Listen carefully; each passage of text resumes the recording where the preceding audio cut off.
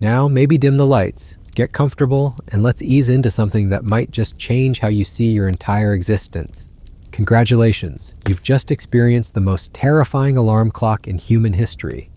But here's the thing, it wasn't an alarm that woke you, it was hunger, raw and gnawing, clawing at your insides like a living thing. Your eyes snap open, but the world looks wrong. Everything towers above you like skyscrapers made of ordinary furniture. The ceiling stretches impossibly high, and what used to be your bedroom now feels like a vast cavern designed for giants. You try to sit up, to call out, to do anything that resembles your normal morning routine, but instead of words, a sharp squeak escapes your throat. Your hands, when you look down at them, aren't hands anymore. They're small, clawed, covered in coarse gray fur. Your body has shrunk to maybe 6 inches long, your tail nearly as long as your entire torso, thick and pink and completely alien. You are no longer human. You are a rat. The first wave of panic hits like ice water in your veins. This has to be a dream, right? A nightmare so vivid and horrible that your brain simply refuses to accept it. You try pinching yourself, but those tiny claws just scratch at fur. You try closing your eyes and willing yourself back to normal, but when you open them again, the world remains enormous and you remain impossibly small. The scent hits you next. Everything smells different when you're this size, this close to the ground. The carpet beneath you carries the weight of every footstep, every spill, every particle of dust that's ever settled there. It's overwhelming, this new sensory experience. Your nose twitches involuntarily, processing information in ways your human brain was never designed to handle. But hunger drives you forward. That gnawing, desperate need for food that woke you up hasn't disappeared. If anything, it's gotten stronger. Your tiny rat metabolism burns through energy at a rate that would terrify your former human self. You need food, and you need it now, or this bizarre transformation might become the least of your problems. Standing on 4 legs feels unnatural at first, like trying to walk on your hands while carrying weights. But instinct, some deep biological programming that came with this new body, helps guide your movements. Your claws grip the carpet fibers, your tail provides balance, and slowly, carefully, you begin to move. The journey from your bed to the floor becomes an expedition worthy of mountain climbers. What used to be a simple 3-foot drop now looms like a cliff face. You have to navigate along the bed frame, finding handholds in the fabric, using your claws and surprising agility to make your way down. Every sound you make seems amplified in the morning quiet. The scratch of claws on wood, the rustle of fabric, your own rapid breathing, all of it echoing in your sensitive ears. When you finally reach the floor, the scale of your new world becomes truly apparent. The gap under your bedroom door, once an insignificant crack you never noticed, now looks like the entrance to a tunnel. The dust bunnies hiding under your dresser appear as large as tumbleweeds. A pencil you dropped last week now resembles a fallen tree trunk. You pause for a moment, overwhelmed by the sheer impossibility of your situation. How do you even begin to process this? How do you navigate a world that was never designed for something your size? Every piece of furniture is now a mountain to climb. Every closed door is a barrier that might as well be a stone wall. The simple act of getting food, something you took for granted every morning of your human life, has become a complex survival challenge. But that hunger won't be ignored. It drives you forward, under the door, and into the hallway beyond. The journey takes forever, your tiny legs working overtime to cover ground that you used to cross in a few casual steps. The hardwood floor is slippery under your claws, each board like a small valley you have to navigate. The kitchen, when you finally reach it, presents both opportunity and danger. The scent of food is everywhere, stronger than anything you experienced as a human. Your enhanced sense of smell picks up traces of everything, from the bread in the pantry to the fruit in the bowl on the counter, which might as well be sitting on top of Mount Everest for all the good it does you now. But there are crumbs, tiny fragments of food scattered across the floor, invisible to human eyes but clearly visible to your new perspective. A few pieces of cereal that rolled under the cabinet, a microscopic piece of cheese that fell from last night's sandwich. To your rat body, these forgotten scraps represent a feast. As you begin to eat, something strange happens. The food doesn't just taste different, it tastes better. More intense, more complex, more satisfying than anything you remember from your human life. Your rat brain processes flavors in ways that surprise you, finding richness in simple carbohydrates that your human palate never appreciated. But even as you eat, you realize this is just the beginning of your problems. Food is only the first challenge. What about water? What about shelter? What about the fact that your human life, your job, your relationships, your responsibilities, all of it has suddenly become impossible to maintain? You're not just trapped in a rat's body, you're trapped in a world that sees rats as pests, as problems to be eliminated. Every human who might have cared about you yesterday would now see you as something to be feared, something to be removed. Your own family, if they saw you now, would probably call an exterminator. The weight of this realization settles over you like a heavy blanket. You're not just dealing with a physical transformation, you're dealing with complete social isolation, the loss of every relationship and connection that made your human life meaningful. You've become invisible to the world you once inhabited, visible only as a problem to be solved. But perhaps the most disturbing part isn't what you've lost. It's what you might be gaining. As you finish the last crumb and begin to explore your new environment, you notice that your rat instincts aren't just helping with basic survival. They're changing how you think, how you perceive the world, how you prioritize your needs. The human part of your mind that worries about mortgage payments and career advancement feels increasingly distant, almost silly.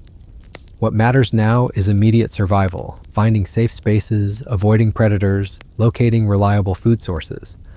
Your thought patterns are becoming more focused, more present, more attuned to the physical world around you.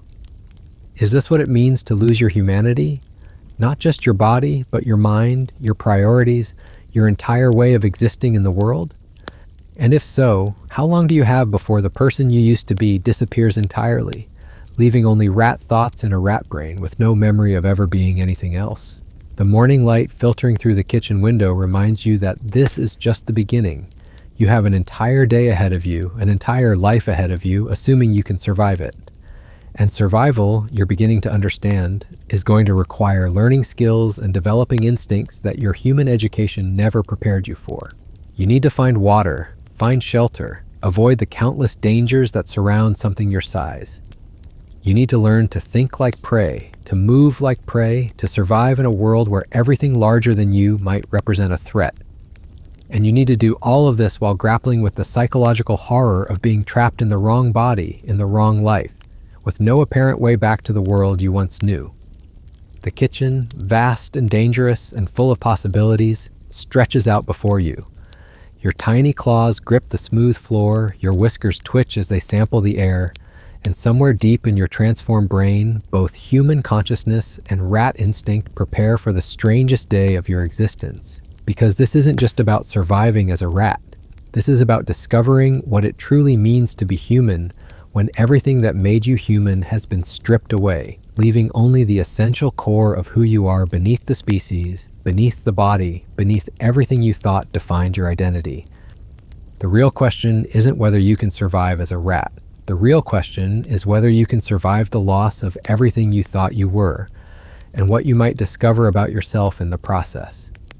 The first rule of rat survival hits you like a physical blow. You're not just small now, you're fragile. Your bones, once capable of supporting 150 pounds or more, now feel like hollow twigs that could snap if you fall wrong.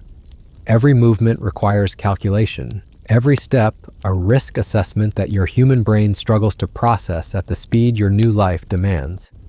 But it's the sounds that really drive home how vulnerable you've become.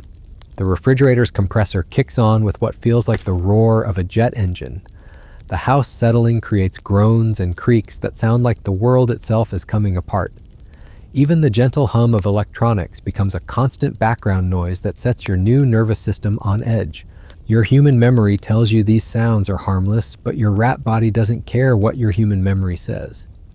Every loud noise sends you scurrying for cover, your heart hammering against your tiny ribcage at a rate that would kill a human, but somehow feels normal now. This is your new baseline. Constant alertness, perpetual fear, the exhausting vigilance of being prey. And then you hear them. Footsteps, heavy, thunderous impacts that shake the floor beneath your claws. Someone else is awake in the house. Someone massive, someone who could crush you without even noticing. The footsteps grow closer, and you realize with growing horror that this isn't just any someone. Based on the rhythm, the weight, the familiar pattern, this is someone you know, someone who cared about you yesterday when you were human-sized. You want to call out to somehow communicate who you are, but all that emerges is a series of squeaks that sound pathetic even to your own ears. The footsteps pause. Did they hear you? Are they looking for the source of the sound? Your rat instincts scream at you to hide, to get as far away as possible from this enormous predator, but your human consciousness rebels. This is someone you love, someone who would want to help you if they only knew who you really were. The internal conflict is agonizing. Every fiber of your new body demands flight, while your human mind insists on the impossibility of what's happening. You find yourself frozen, caught between two completely different survival strategies, neither of which feels adequate for this situation. The footsteps resume, moving into the kitchen. A shadow falls across your tiny form as a figure enters your field of vision.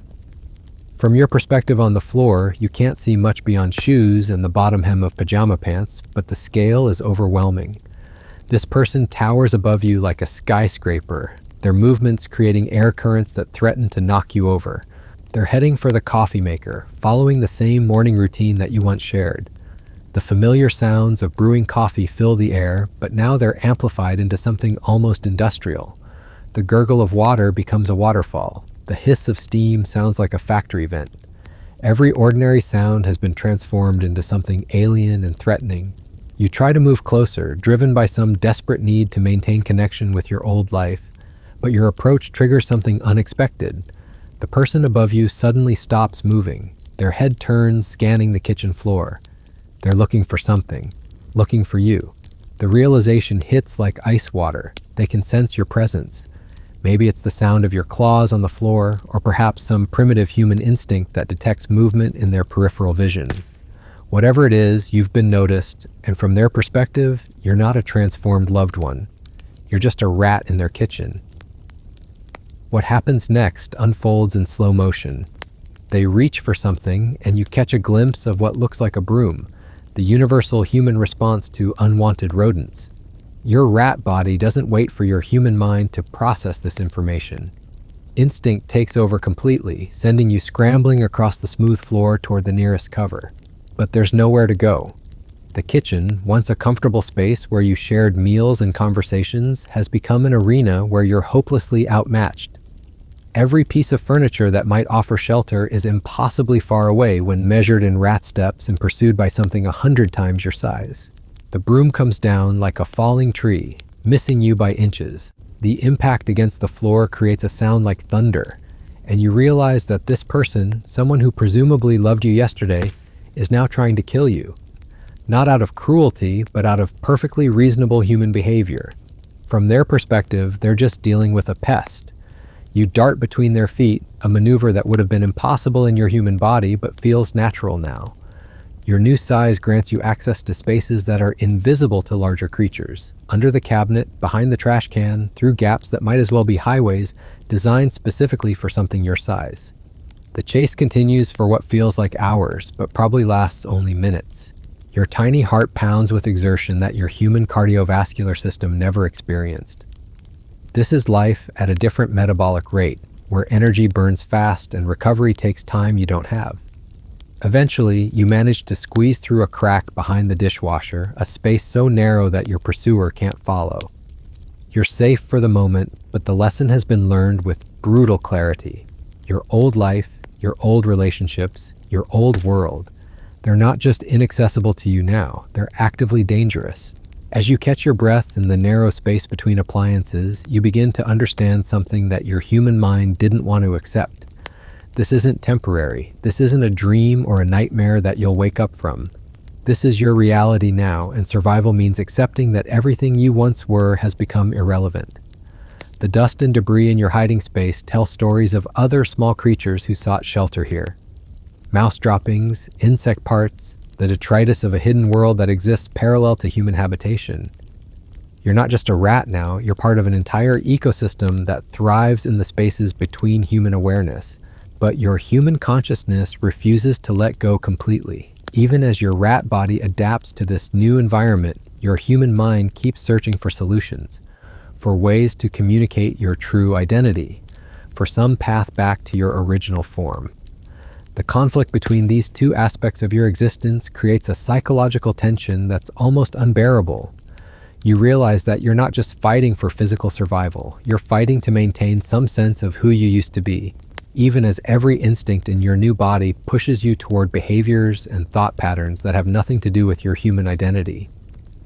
How long can you hold on to your memories, your personality, your sense of self, when everything about your current existence demands that you think and act like the creature you've become? The space behind the dishwasher is warm from the machine's operation, and despite the terror of the morning's events, you find yourself growing drowsy. Your rat body operates on a different sleep schedule, requiring more frequent rest periods to maintain its high-speed metabolism. Fighting the urge to sleep feels impossible, but sleeping means vulnerability, means letting your guard down in a world where everything larger than you represents potential death. As consciousness begins to fade, you're struck by a horrifying thought. What if this is how it happens? What if you fall asleep as a confused human trapped in a rat's body, and wake up as a rat with fading memories of ever being anything else? What if your humanity isn't something that gets taken away all at once, but something that erodes gradually, dream by dream, until nothing recognizable remains? The warmth and exhaustion make it impossible to fight anymore. Your eyes close, your breathing slows, and you drift into a sleep filled with dreams that blend human memories with rat instincts, creating a psychological landscape that belongs fully to neither species. When you wake, the light filtering through the cracks suggests it's afternoon. Your first conscious thought is hunger again, that driving biological imperative that seems to govern everything in your new existence. But there's something else, something that takes a moment to identify. The human thoughts feel more distant now, not gone, but muted, as if they're being broadcast from a radio station that's slowly moving out of range. Your rat instincts, meanwhile, feel stronger, more confident, more integrated into your decision-making process. This is what you feared most, not the physical transformation, but the mental one. The gradual replacement of human consciousness with something simpler, more immediate, more focused on the basic requirements of survival in a body that was never meant to carry human thoughts. The question that haunts you as you prepare to venture out from your hiding place isn't whether you can survive as a rat. Your body seems surprisingly capable of that. The question is whether you can survive the slow death of everything that made you human, and whether that death might actually be a mercy in a world where your human consciousness serves only to make you miserable about circumstances you cannot change. The afternoon light calls to you, promising food sources and opportunities that your rat body understands, even if your human mind finds them repugnant. And as you squeeze back through the crack into the larger world, you realize that each choice you make, each instinct you follow, each moment you prioritize survival over human dignity, you're becoming a little less of what you were and a little more of what you're apparently destined to become. The kitchen has become a battlefield, and you've learned the first harsh lesson of your new existence. But hunger doesn't care about your existential crisis. Your rat metabolism burns through energy like a furnace, demanding fuel every few hours or facing the very real possibility of death. The crumbs you found this morning are already a distant memory, processed and gone, leaving you with that familiar, gnawing emptiness. Venturing out from behind the dishwasher feels like stepping onto a stage where every spotlight is a potential death sentence. Your whiskers twitch, sampling the air for threats, for opportunities, for the complex chemical signatures that your new senses can decode, but your human brain struggles to interpret. The kitchen floor stretches before you like an ocean of polished tile, each reflection a potential hiding spot or trap. You notice something that your human self never would have seen. The baseboards are like highways, shadowed corridors that run along the edges of rooms, providing cover from above while offering access to the entire house. Your rat body seems to understand this intuitively, hugging the wall as you move, staying in the shadows, becoming part of the architecture itself. The pantry door stands slightly ajar, a gap that would have been meaningless to your human eyes but now represents a portal to paradise.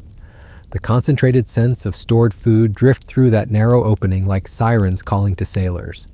Rice, pasta, cereal, crackers, all of it sealed in containers that were designed to keep out creatures exactly like you. But containers, you're beginning to understand, are just puzzles waiting to be solved by something small enough and determined enough to find their weaknesses. The journey across the kitchen floor becomes a masterclass in predator avoidance.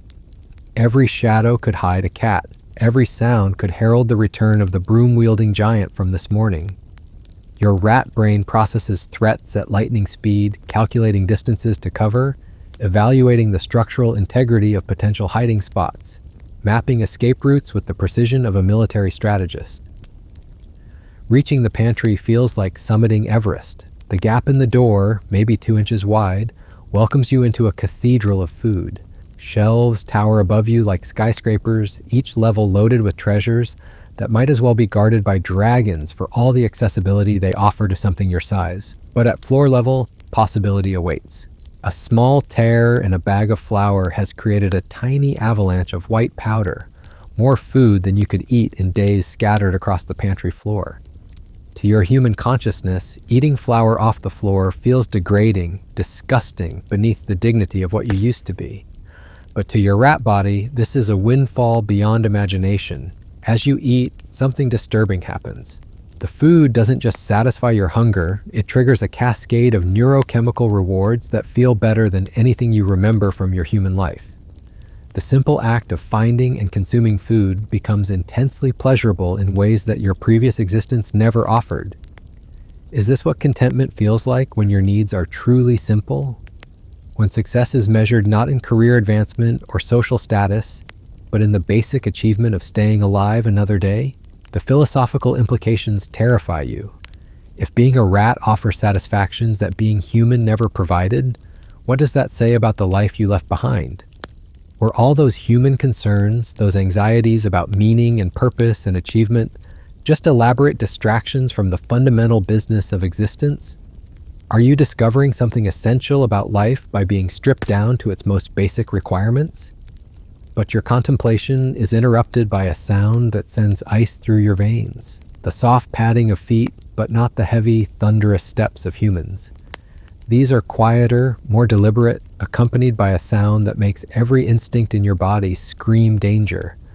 Purring, the cat appears in the pantry doorway like death itself, sleek and predatory and absolutely focused on you. This isn't the casual interest of a human with a broom. This is the concentrated attention of a natural predator encountering its preferred prey.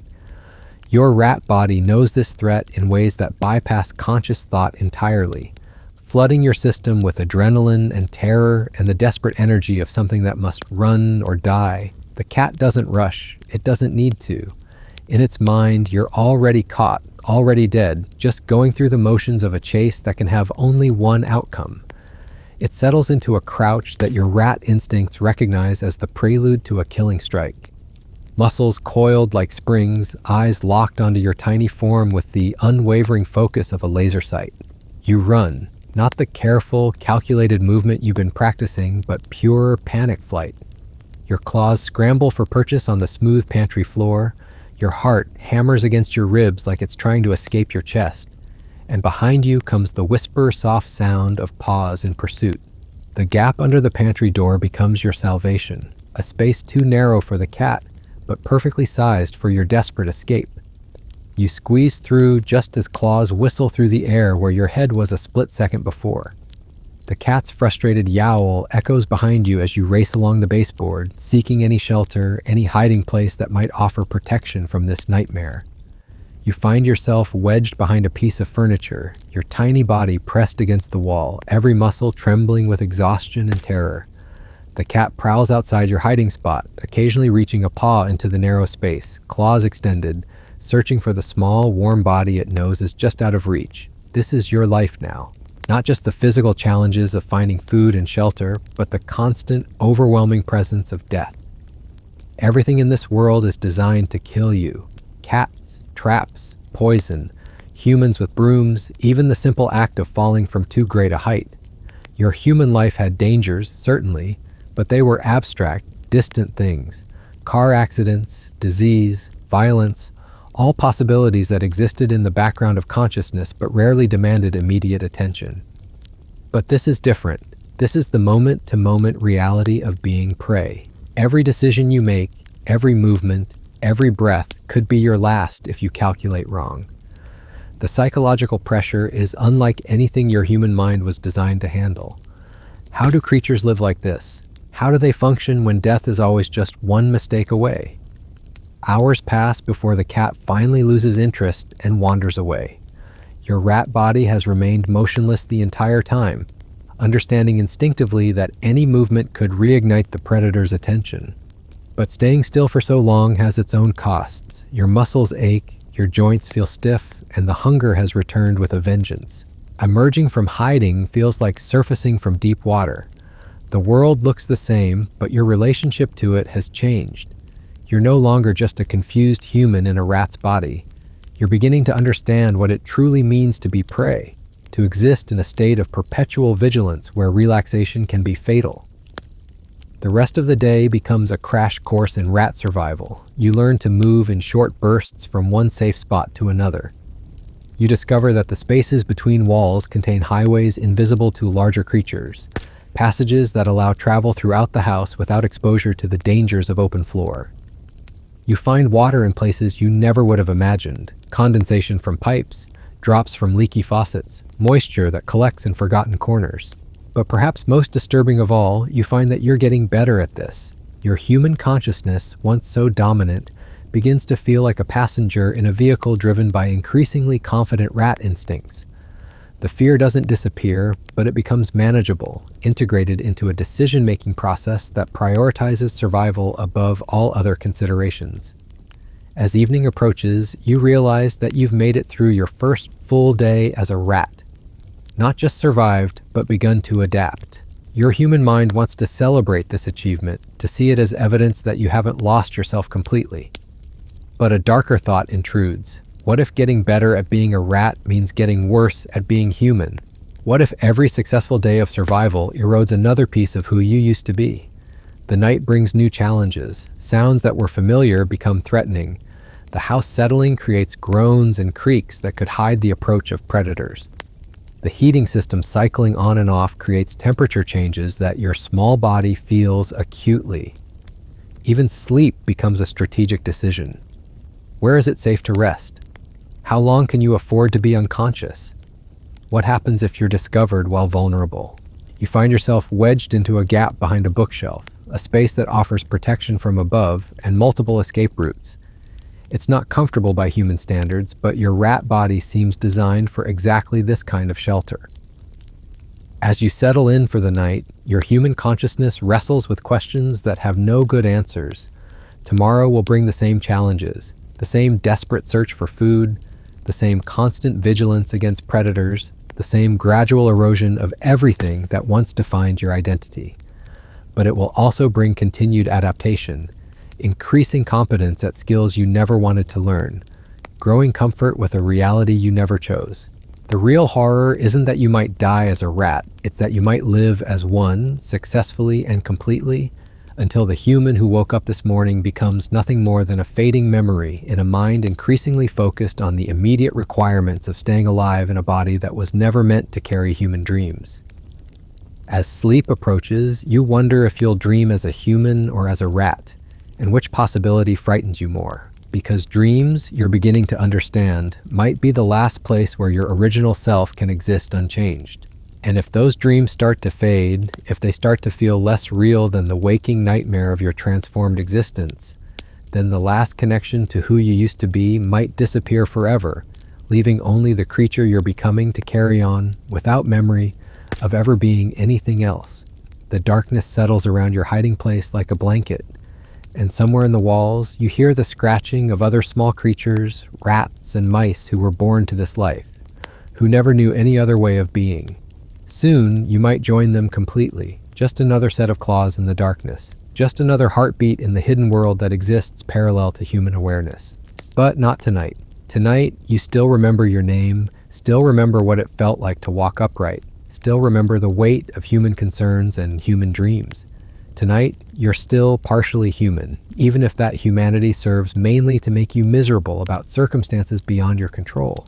Tomorrow might be different. Tomorrow might be the day when rat thoughts finally drown out human consciousness entirely. And maybe, just maybe, that would be a mercy. The morning of your second day arrives without ceremony, just the gradual lightening of shadows and the return of that familiar, gnawing hunger. But something has changed during the night. Your human memories feel more like stories someone once told you rather than experiences you actually lived. The weight of a human body, the sensation of standing 6 feet tall, the comfort of a bed designed for your former size, all of it has taken on the quality of a half-remembered dream. You emerge from your hiding place with movements that feel increasingly natural. The careful calculation that marked yesterday's every step has given way to something more fluid, more instinctive. Your whiskers sample the air automatically, your ears swivel toward potential threats without conscious direction, and your body moves through the shadows along the baseboards like it was always meant to be there. But the hunger drives you forward with an intensity that your human metabolism never experienced.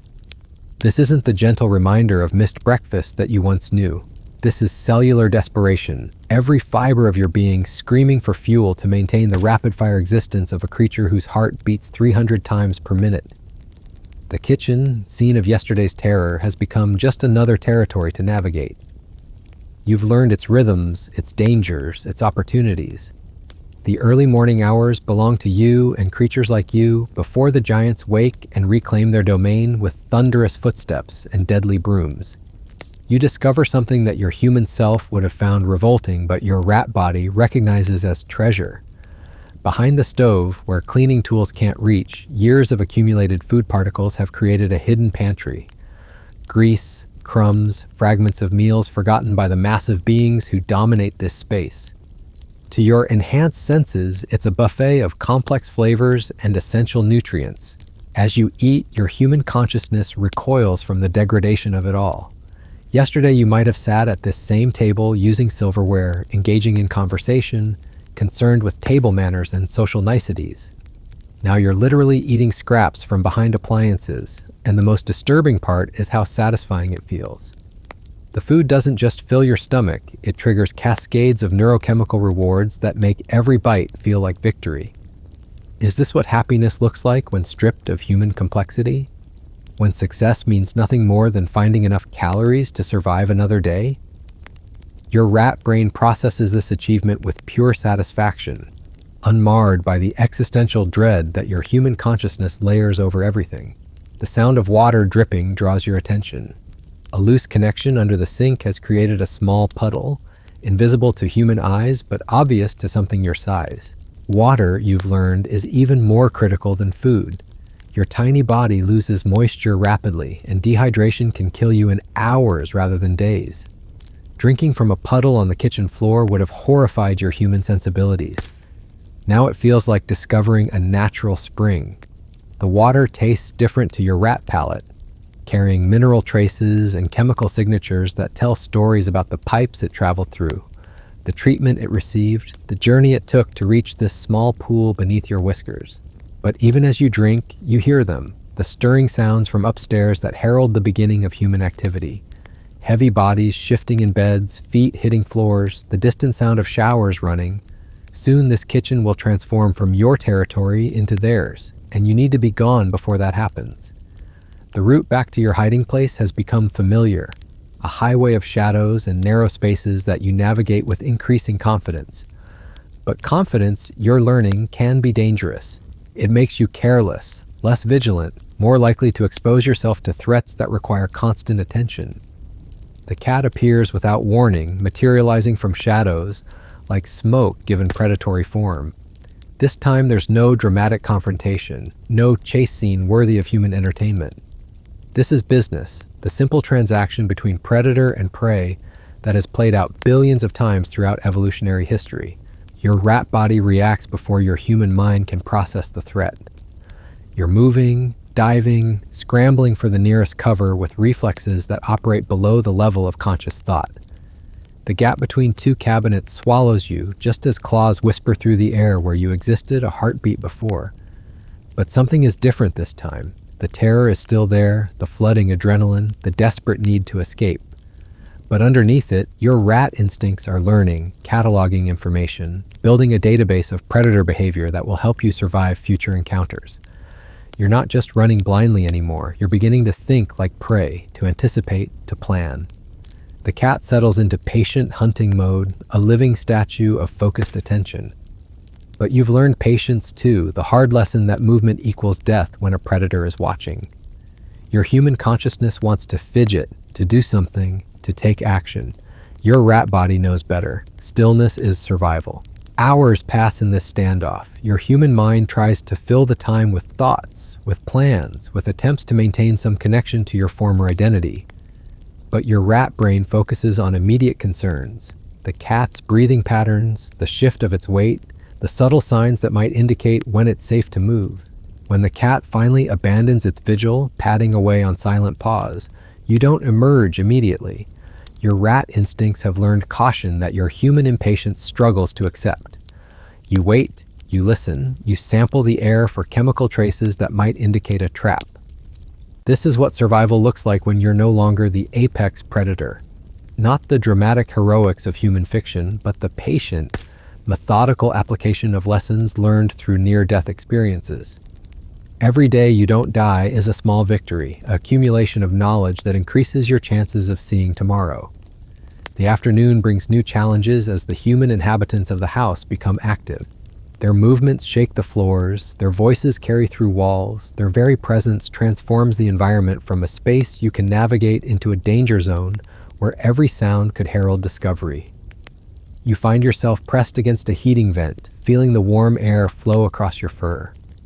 The sensation triggers something unexpected, a memory so vivid it stops your breathing.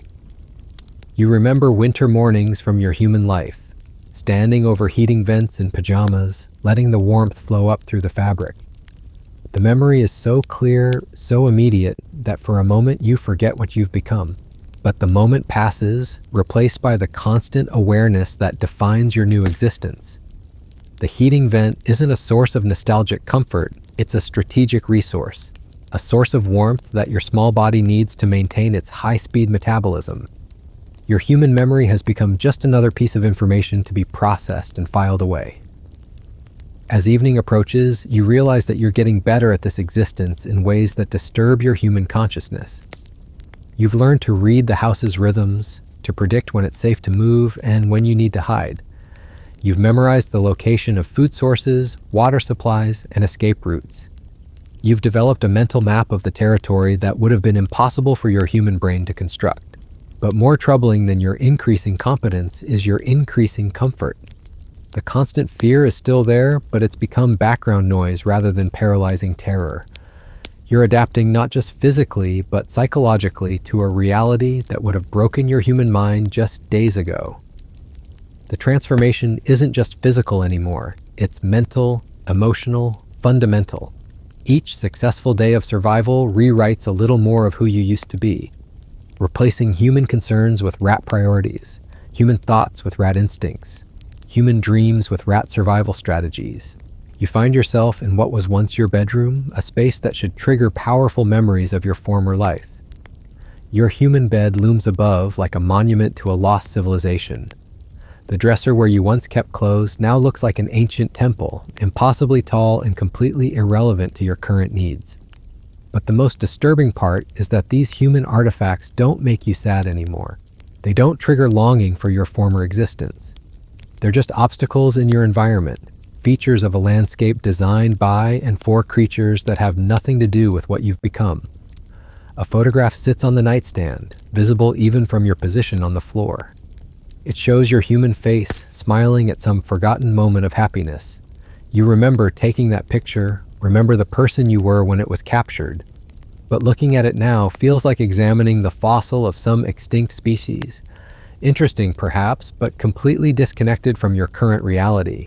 The night settles around the house with familiar sounds that no longer frighten you.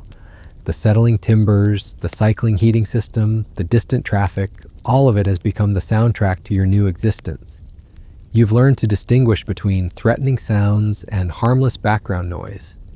Another survival skill that your human consciousness finds simultaneously impressive and horrifying. Sleep comes easier now, your rat body settling into the natural rhythms of a creature designed for brief rest periods and constant vigilance. But your dreams have begun to change. The human memories that once dominated your sleeping mind are being replaced by rat dreams, simple narratives of food and shelter and escape from predators. You wake in the early hours before dawn, that liminal time when the house belongs to creatures like you. But something feels different this morning. The human thoughts that once provided a constant commentary on your experiences have quieted to a whisper. Your rat instincts no longer feel foreign and disturbing. They feel natural, appropriate, right? The hunger that drives you from your hiding place doesn't come with human shame anymore. It's just information, data about your body's needs that requires a practical response. You move through the shadows with confidence that comes from experience rather than memory, navigating by instincts that feel increasingly like your own. In the kitchen, you discover that someone has been careless with the cereal box, leaving a small pile of spilled grain near the cabinet. To your rat senses, it's a windfall beyond imagination.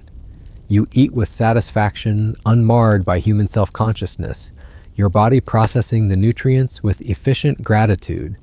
But as you eat, a thought surfaces from the depths of your transforming mind. How many days has it been since you woke up in the wrong body? The question feels important, like something your human consciousness desperately needs to track. But when you try to count, the days blur together into an endless cycle of hunger, fear, survival, and small victories. Time itself has changed meaning. Human time was measured in hours and schedules and deadlines. Rat time is measured in heartbeats and breath cycles and the distance between safety and danger. The future has shrunk to the next meal, the next safe hiding place, the next successful escape from death. You realize with a mixture of horror and relief that you're forgetting what it felt like to plan beyond immediate survival. The human concerns that once kept you awake at night, career advancement, relationship problems, financial security, all of it has become as irrelevant as the clothes hanging uselessly in the closet upstairs. This is what it means to lose your humanity, not through dramatic transformation, but through the gradual replacement of human priorities with something simpler, more immediate, more focused on the basic requirements of staying alive. And the most terrifying part is that it doesn't feel like loss anymore. It feels like coming home to something you were always meant to be. The morning light filters through windows that seem impossibly high, illuminating a world designed for giants. But you no longer feel out of place in this environment. You've found your niche in the spaces between their awareness, in the shadows and cracks where creatures like you have always lived. Your human name, when you try to remember it, feels like a word from a foreign language you once studied but never quite mastered. The person who bore that name seems like a character from a book you read long ago. Interesting but completely separate from who you are now. The transformation is nearly complete. Soon, perhaps today, perhaps tomorrow, the last whispers of human consciousness will fade entirely, leaving only the creature you've become to carry on without memory of ever being anything else. And maybe that's not a tragedy. Maybe that's just another kind of survival, the ultimate adaptation to circumstances beyond your control. Because in the end, survival isn't about maintaining who you used to be. It's about becoming whatever you need to be to see another dawn, to find another meal, to discover another safe place to rest. And if that means leaving your humanity behind like an outgrown shell, then perhaps that's simply the price of staying alive in a world that was never designed for the luxury of being anything other than what you are. The house stirs to life around you, and you retreat to the shadows, just another small heartbeat in the hidden world that exists parallel to human awareness. Tomorrow will bring the same challenges, the same small victories, the same gradual erosion of whatever remains of who you used to be. But you'll meet those challenges with instincts that grow stronger each day, skills that improve with practice, and a growing comfort with the simple business of existing as exactly what you've become. The third morning arrives with a revelation that chills what remains of your human soul. You wake up and realize you haven't thought about your former life in hours. Not just forgotten the details, but actually gone stretches of time where your consciousness operated purely on rat logic, rat priorities, rat understanding of the world.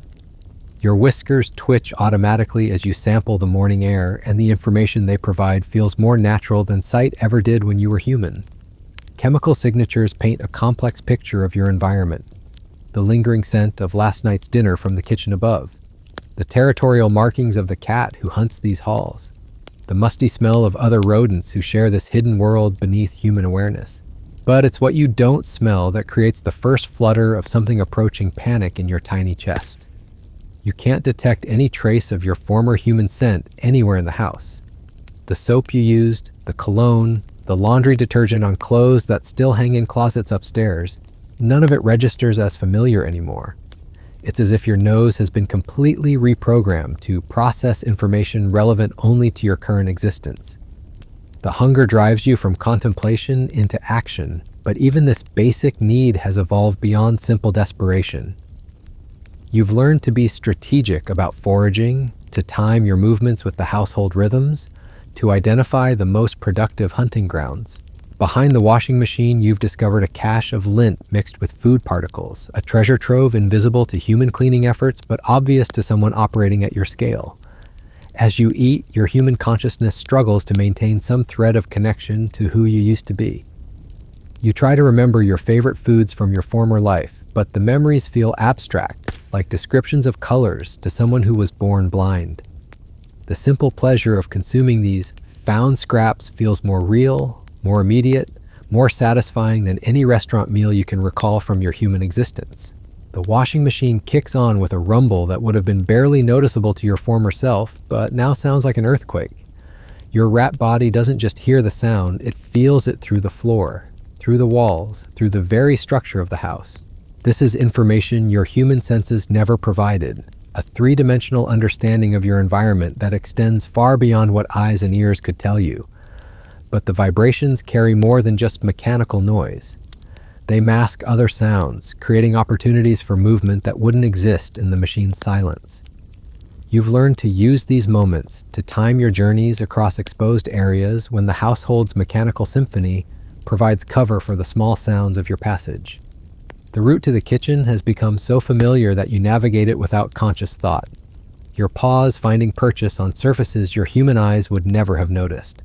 The gap between the floorboards and the baseboard creates a highway invisible to larger creatures, a protected corridor that runs throughout the ground floor like a subway system designed specifically for things your size. In the kitchen, you discover evidence of your growing boldness, tiny claw marks on cabinet doors, where you've attempted to climb toward higher food sources, microscopic droppings in corners where you've rested during longer foraging expeditions. You're not just surviving in this space anymore, you're inhabiting it, claiming it, making it yours in ways that would horrify the human occupants if they had the visual acuity to notice. But the most disturbing discovery comes when you find yourself face to face with your reflection in the chrome surface of the dishwasher. The creature looking back at you doesn't trigger recognition anymore. The small dark eyes, the pointed snout, the coarse gray fur, all of it feels right in a way that should terrify your human consciousness, but somehow doesn't. You spend several minutes studying this reflection and realize you're not looking at it with human self-awareness anymore. You're not thinking about identity or transformation or loss.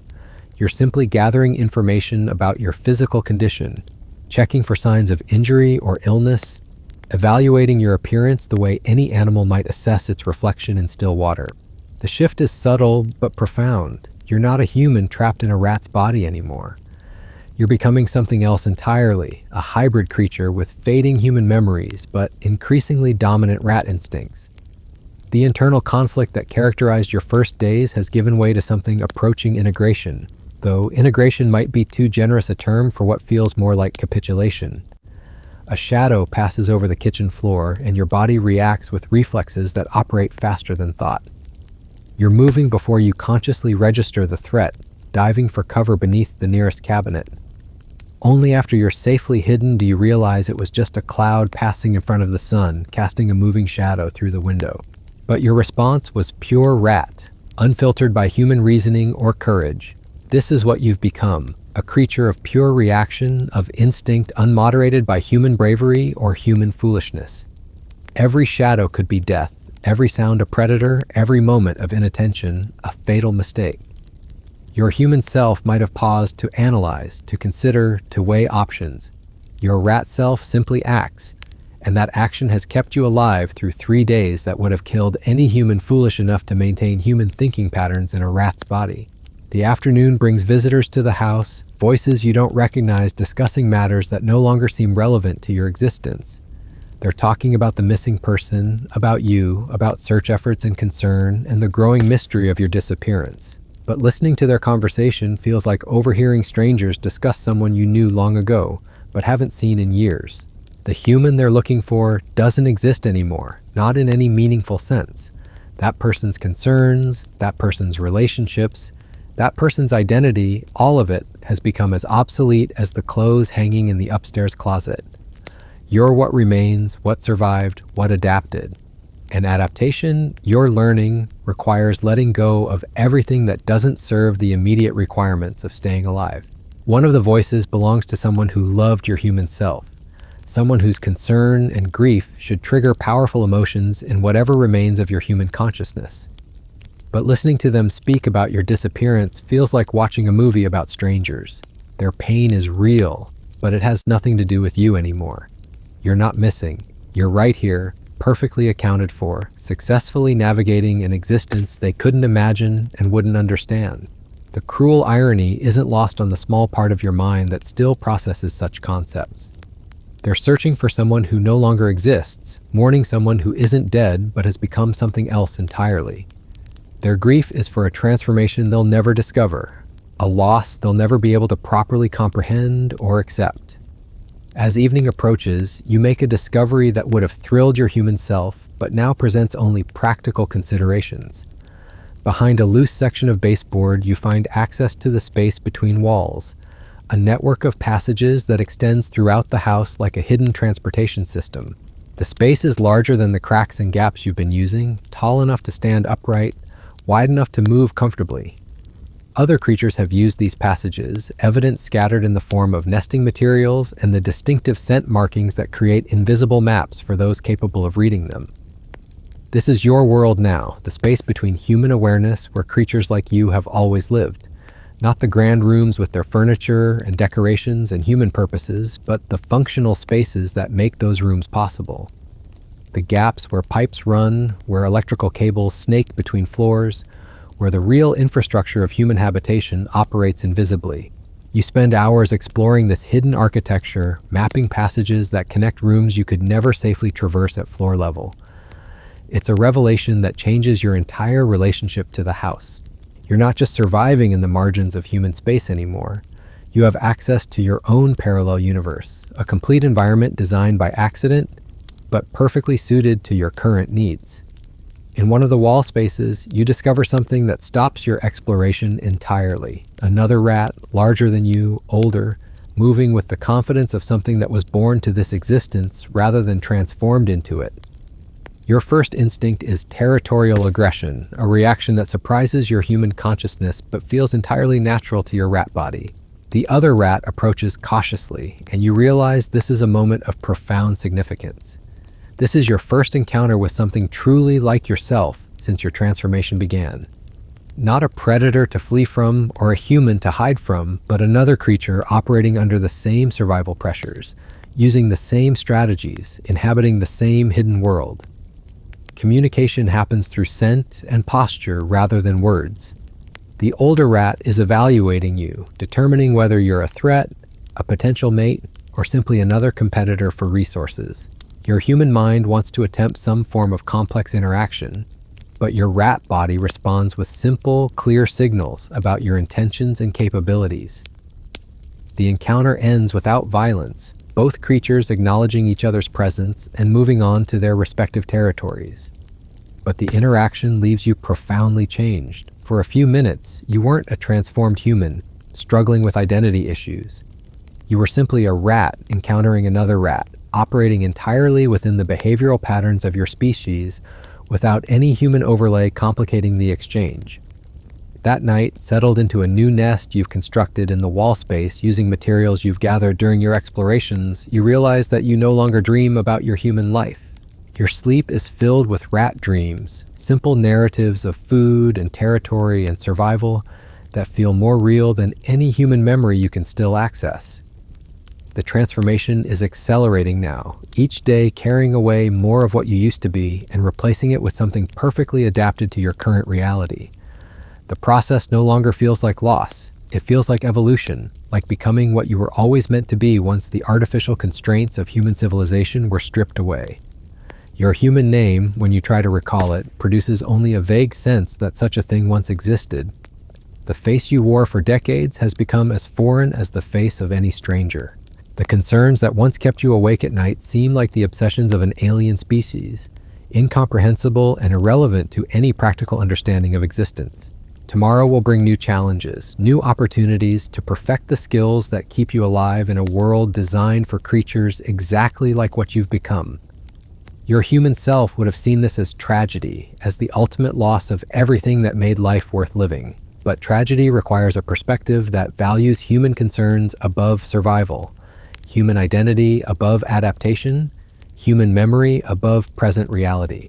You no longer possess that perspective. What remains is something simpler, more focused, more successful, at the basic business of staying alive from one moment to the next. And if that's not the person you used to be, if that's not the life you once lived, if that's not the future you once imagined, then perhaps those things were always just elaborate distractions from the essential truth of existence. You are what you are now, nothing more, nothing less. And what you are now is perfectly designed for the world you actually inhabit, rather than the world you once imagined you belonged to. The last whispers of human consciousness settle into silence, and sleep claims a creature that no longer questions its place in the order of things. Tomorrow will be another day of small victories and manageable dangers, navigated by instincts that grow stronger and more reliable with each passing hour. The fourth day begins without the ceremony of human awakening, no gradual transition from sleep to consciousness, no moment of confused recognition. You simply become aware, as rats do, with immediate alertness to your surroundings. The nest you've built in the wall space feels more like home than any human bed ever did, constructed from materials you gathered with your own claws, arranged according to instincts that feel ancient and reliable. Your body moves through its morning routine without conscious direction. Grooming comes first, your tongue and paws working systematically to clean your fur, to remove the scents that might betray your location to predators. This isn't vanity or habit, it's survival maintenance, as essential as breathing. Your human self would have spent minutes in front of mirrors, concerned with appearance for social reasons. Your rat body grooms for life or death purposes, and the efficiency feels revolutionary. The hunger that drives you from your nest carries a different quality now. Not the desperate panic of those first days, but the steady demand of a well-tuned machine requiring fuel. You've learned to distinguish between different types of hunger, the sharp need for immediate calories versus the deeper craving for specific nutrients. Your body has become a sophisticated chemical processor, capable of detecting exactly what it needs from the complex bouquet of scents that fill your hidden world. Moving through the wall passages feels like swimming through familiar water. Every pipe, every cable, every structural beam has become part of your mental map. You know which routes are fastest, which offer the best cover, which provide escape options if you encounter threats. This knowledge didn't come from study or memorization. It emerged from your transformed nervous system like a language you'd always known but never had reason to speak. The house above continues its human rhythms, footsteps, and voices and mechanical sounds, creating a symphony that tells you exactly where the dangers are at any moment. But these sounds no longer carry emotional weight. The voice that once belonged to someone who loved your human form now registers only as acoustic information, data about the location and movement of a potential threat. In the kitchen, you discover that someone has left a cabinet door slightly ajar. To human perception, the gap would be insignificant, barely visible. To you, it represents access to an entire vertical world of shelving and stored food. Your claws find purchase on surfaces that would have been impossible for human hands to grip, your body contorting through spaces that defy human geometry. The climb to the second shelf requires techniques your human body never possessed. You move like liquid, flowing around obstacles, using your tail as a fifth limb, distributing your weight across contact points that would collapse under any creature larger than yourself. This isn't learned behavior anymore, it's expression of what your body was designed to accomplish. Inside the cabinet, you find treasures that would have been invisible to your former self. A small hole gnawed in a bag of rice by previous inhabitants, has created a steady trickle of grains. To your rat senses, it's a waterfall of nutrition, each grain a perfect package of energy and essential compounds. You eat with the focused intensity of a creature that understands the relationship between calories consumed and survival time extended. But eating has become more than fuel consumption. Your rat palate processes flavors with subtlety that your human tongue never achieved. The rice carries information about its origin, its storage conditions, its freshness. You can taste the trace minerals from the soil where it grew, detect the subtle chemical changes that indicate how long it's been stored. This isn't just food, it's intelligence about the world beyond your immediate environment. The sound of approaching footsteps creates no panic anymore. Your body reacts with smooth efficiency, finding cover and freezing into stillness without conscious thought. But part of your awareness continues monitoring the situation, calculating distances and escape routes, maintaining readiness without the exhausting terror that characterized your early days. The human passes through the kitchen, pausing briefly at the cabinet where you hide. For a moment, you're separated by less than 6 inches of wood, two completely different forms of consciousness occupying the same space. They're looking for coffee filters, concerned about morning caffeine and workplace productivity. You're motionless in darkness, every sense focused on survival calculations. The gap between your realities has become absolute. After they leave, you continue feeding, but something has shifted in your awareness. The human presence no longer triggers memories of your former life. It's simply another environmental factor to be processed and managed, like weather or temperature or the hunting patterns of the cat. You've achieved something that would have horrified your original self, complete emotional disconnection from your own species. The afternoon brings new exploration opportunities. You've discovered that the heating system creates air currents throughout the house, invisible highways that carry scent information across vast distances. By positioning yourself at strategic vents, you can monitor the entire human domain without leaving the safety of your hidden passages. The chemical signatures tell complex stories, cooking smells that indicate meal times and food locations, cleaning products that mark areas of recent human activity, personal scents that track the movement and emotional states of individual inhabitants. Your rat brain processes this information with computer-like efficiency, building detailed profiles of threats and opportunities that update continuously throughout the day. But the most significant development isn't what you can detect, it's what you can't. Your own human scent has completely vanished from the house, not just faded or changed, but disappeared entirely, as if the person who once lived here never existed. Even in spaces where your human body spent hours every day, no trace remains that your rat senses can identify.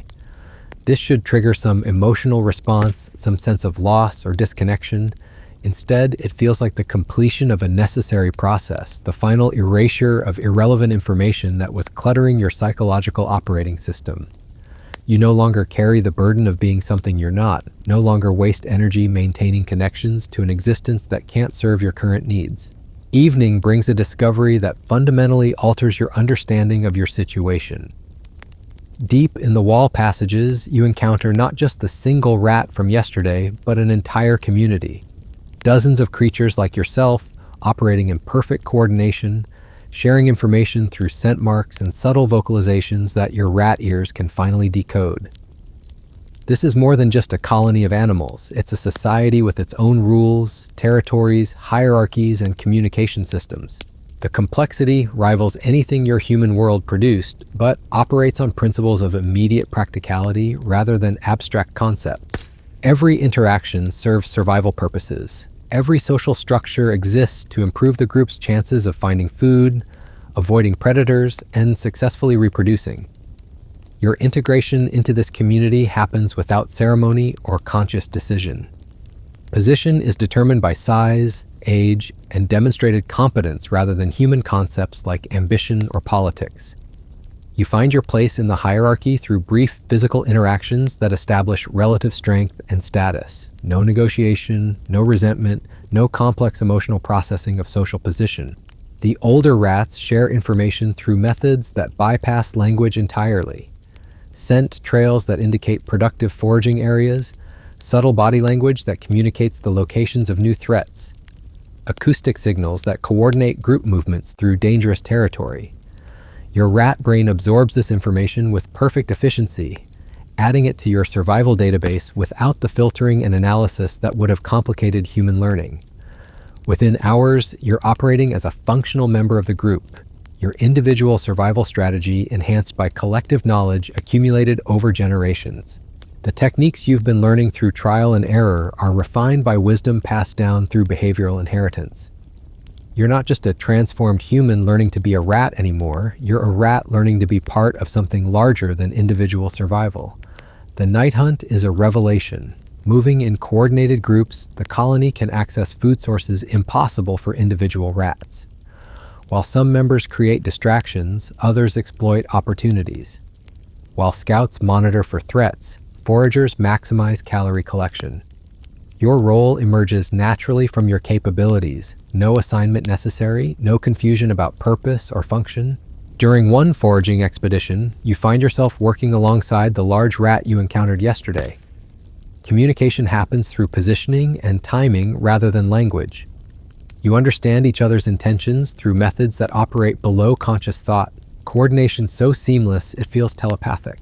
This is what social interaction looks like when stripped of human complexity, when every behavior serves practical purposes rather than emotional or psychological needs. The expedition is successful beyond anything you achieved during your solo operations. Food sources you couldn't access alone become available through group effort. Risks that would have been fatal for a single rat become manageable when distributed across multiple individuals. The mathematics of survival improve dramatically when you're not operating as an isolated unit. Returning to the colony with your share of the harvest, you realize that individual identity has become almost irrelevant.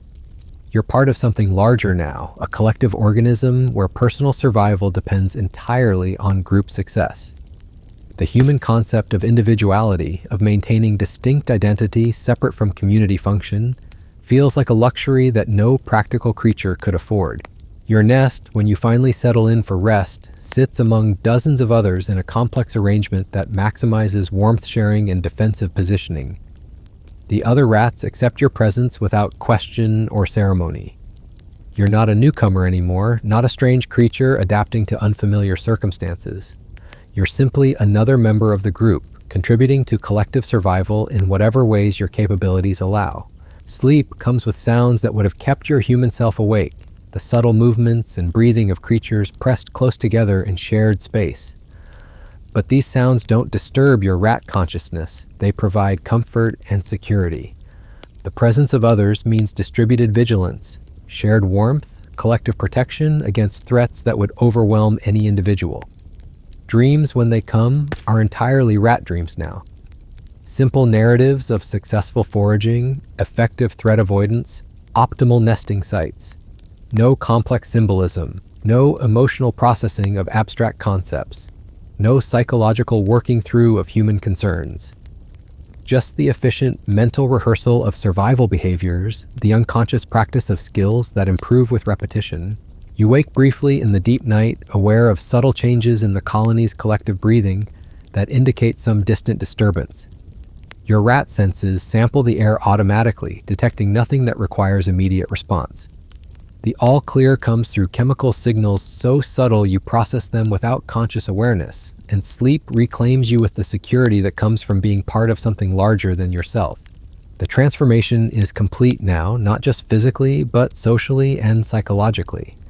You've found your place in an order that makes perfect sense, where every behavior serves clear purposes, where success is measured in concrete terms of survival and reproduction, where the complex anxieties of human existence have been replaced by the elegant simplicity of doing exactly what you were designed to do. Tomorrow will bring new challenges, but they'll be met with resources unavailable to the isolated creature you were just days ago. The collective wisdom of the colony, the coordinated efforts of the group, the security that comes from being part of something that has survived and thrived in this hidden world for generations beyond counting. The human who woke up in the wrong body no longer exists in any meaningful sense. What remains is something perfectly adapted to its environment, successfully integrated into a community, operating with efficiency and purpose that your former existence never achieved. The tragedy your human consciousness feared has become the victory your rat instincts always knew was possible. In the darkness of the wall space, surrounded by creatures exactly like yourself, you rest with the profound contentment that comes from being exactly what you were meant to be, doing exactly what you were designed to do, in exactly the place where you belong. The search continues above in the human world, but what they're looking for no longer exists. What exists instead is something they could never understand, something that has found its proper place in the order of things. The fifth dawn brings no dawn at all for you. Time has lost its human markers, its arbitrary divisions of light and dark, work and rest. Your rat body operates on cycles measured in heartbeats and hunger pangs, in the subtle temperature shifts that indicate the house's mechanical rhythms, in the chemical gradients that map opportunity and danger across your hidden territory. You emerge from collective warmth with senses already fully engaged. The colony's morning dispersal happens without discussion or planning, each member following routes determined by countless generations of trial and survival. Your path takes you deeper into the house's infrastructure than you've ever ventured, through spaces so narrow that your whiskers brush both walls simultaneously, into the mechanical heart where pipes and wires create a three-dimensional maze of possibility. Here, in the deepest recesses of human habitation, you discover the true extent of the parallel world that has always existed beneath their awareness. Water condensation creates micro-ecosystems where algae grows in thin films, providing nutrition for creatures smaller than yourself, who in turn become food sources for rats like you.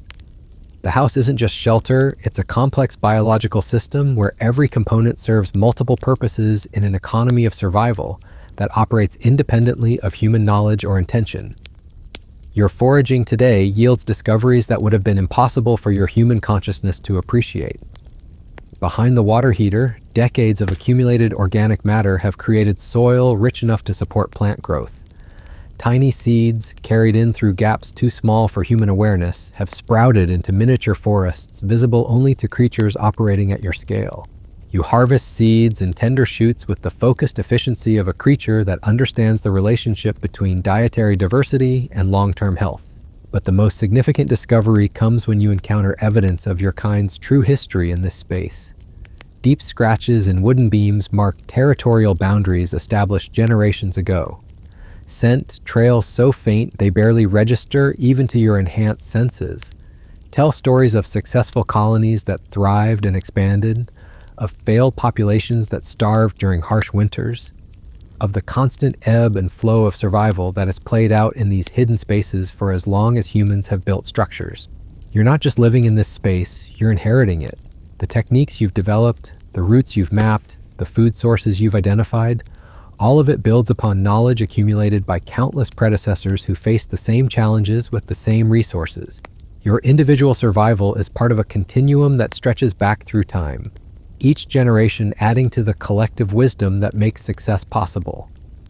The afternoon brings your first encounter with genuine danger since joining the colony. The cat, more persistent than usual, has discovered one of the main access points the group uses to reach the kitchen. Your collective response reveals the true sophistication of rat social organization. While the largest members create diversions, drawing the predator's attention away from the critical passage, others work to establish alternative routes that bypass the compromised area entirely. Your role in this operation emerges naturally from your capabilities. Your size makes you ideal for scouting narrow passages that larger colony members can't navigate. Your relatively recent arrival means you haven't developed the scent markers that the cat associates with established rat presence. You become the advanced scout, testing new routes while others coordinate the complex logistics of relocating an entire population's traffic patterns. The work requires skills your human existence never developed. You learn to move through spaces so confined that expansion and contraction of your ribcage determines whether passage is possible.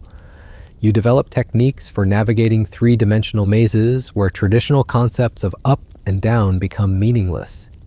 Your body becomes a precision instrument for gathering spatial intelligence that will determine the colony's survival strategies. But the most profound change isn't physical, it's cognitive. Your thinking has become entirely tactical, focused on immediate problems with concrete solutions. The abstract anxieties that once characterized your human mental processes have been replaced by laser-focused attention to specific challenges. When you encounter an obstacle, your brain doesn't waste energy on emotional responses or philosophical implications. It simply processes available information and generates practical solutions. This mental efficiency extends to every aspect of your existence. Food selection happens through rapid chemical analysis rather than complex decision-making processes. Route planning operates on pattern recognition and probability calculations rather than conscious mapping. Social interactions follow behavioral algorithms refined through millions of years of evolutionary testing rather than the complex negotiations that defined human relationships. Evening brings the colony's most sophisticated activity, the coordinated exploration of new territory. A section of the house previously considered too dangerous has become accessible due to changes in human activity patterns. The expedition requires careful planning, precise timing, and flawless execution of roles that have been practiced through countless similar operations. You find yourself assigned to the advanced team, your recent scouting success having established your competence in high-risk reconnaissance. The territory you're exploring extends beyond the familiar spaces of the main house into areas where the risks are unknown, but the potential rewards could transform the colony's resource base. This is how expansion happens, not through conquest or aggression, but through careful evaluation of opportunities that balance risk against potential benefit. The new space reveals itself slowly, your enhanced senses building a detailed map of obstacles and opportunities. The air currents carry information about distant food sources, about potential threats, about the complex chemical signatures that indicate whether the space is truly unoccupied or simply temporarily vacant. Every step forward requires evaluation of dozens of variables that your rat brain processes simultaneously without conscious effort. What you discover changes everything. The new territory isn't just additional foraging space, it's access to resources that could support colony expansion on a scale previously impossible. A malfunctioning seal in the building's exterior has created entry points for organic matter from outside. Seeds, insects, plant materials that represent dietary possibilities unavailable in the sterile environment of the main house's interior spaces. But more than just food, the new territory offers something even more valuable: connection to the larger ecosystem beyond human habitation. Through gaps in the building's envelope, you can detect the chemical signatures of other colonies, other rat communities operating in parallel structures throughout the neighborhood. The isolation you felt during your first days has given way to awareness of a vast network of interconnected populations, each adapting to their specific environment while maintaining genetic and behavioral connections to the larger whole. Your report back to the colony happens through methods that operate below the level of language.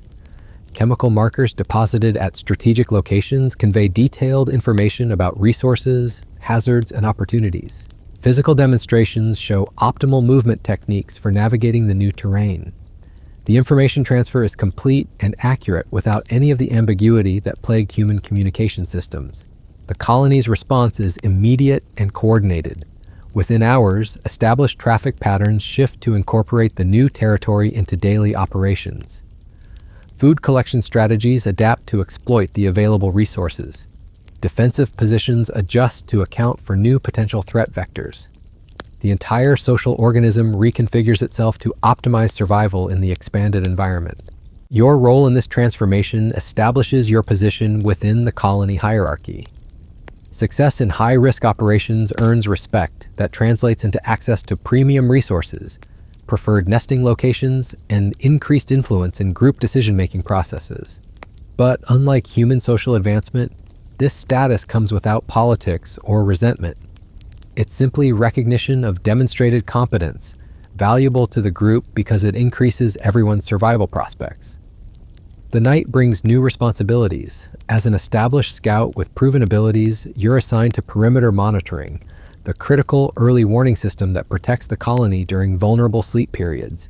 Your enhanced senses, sharpened by weeks of survival pressure, can detect threats long before they become immediate dangers.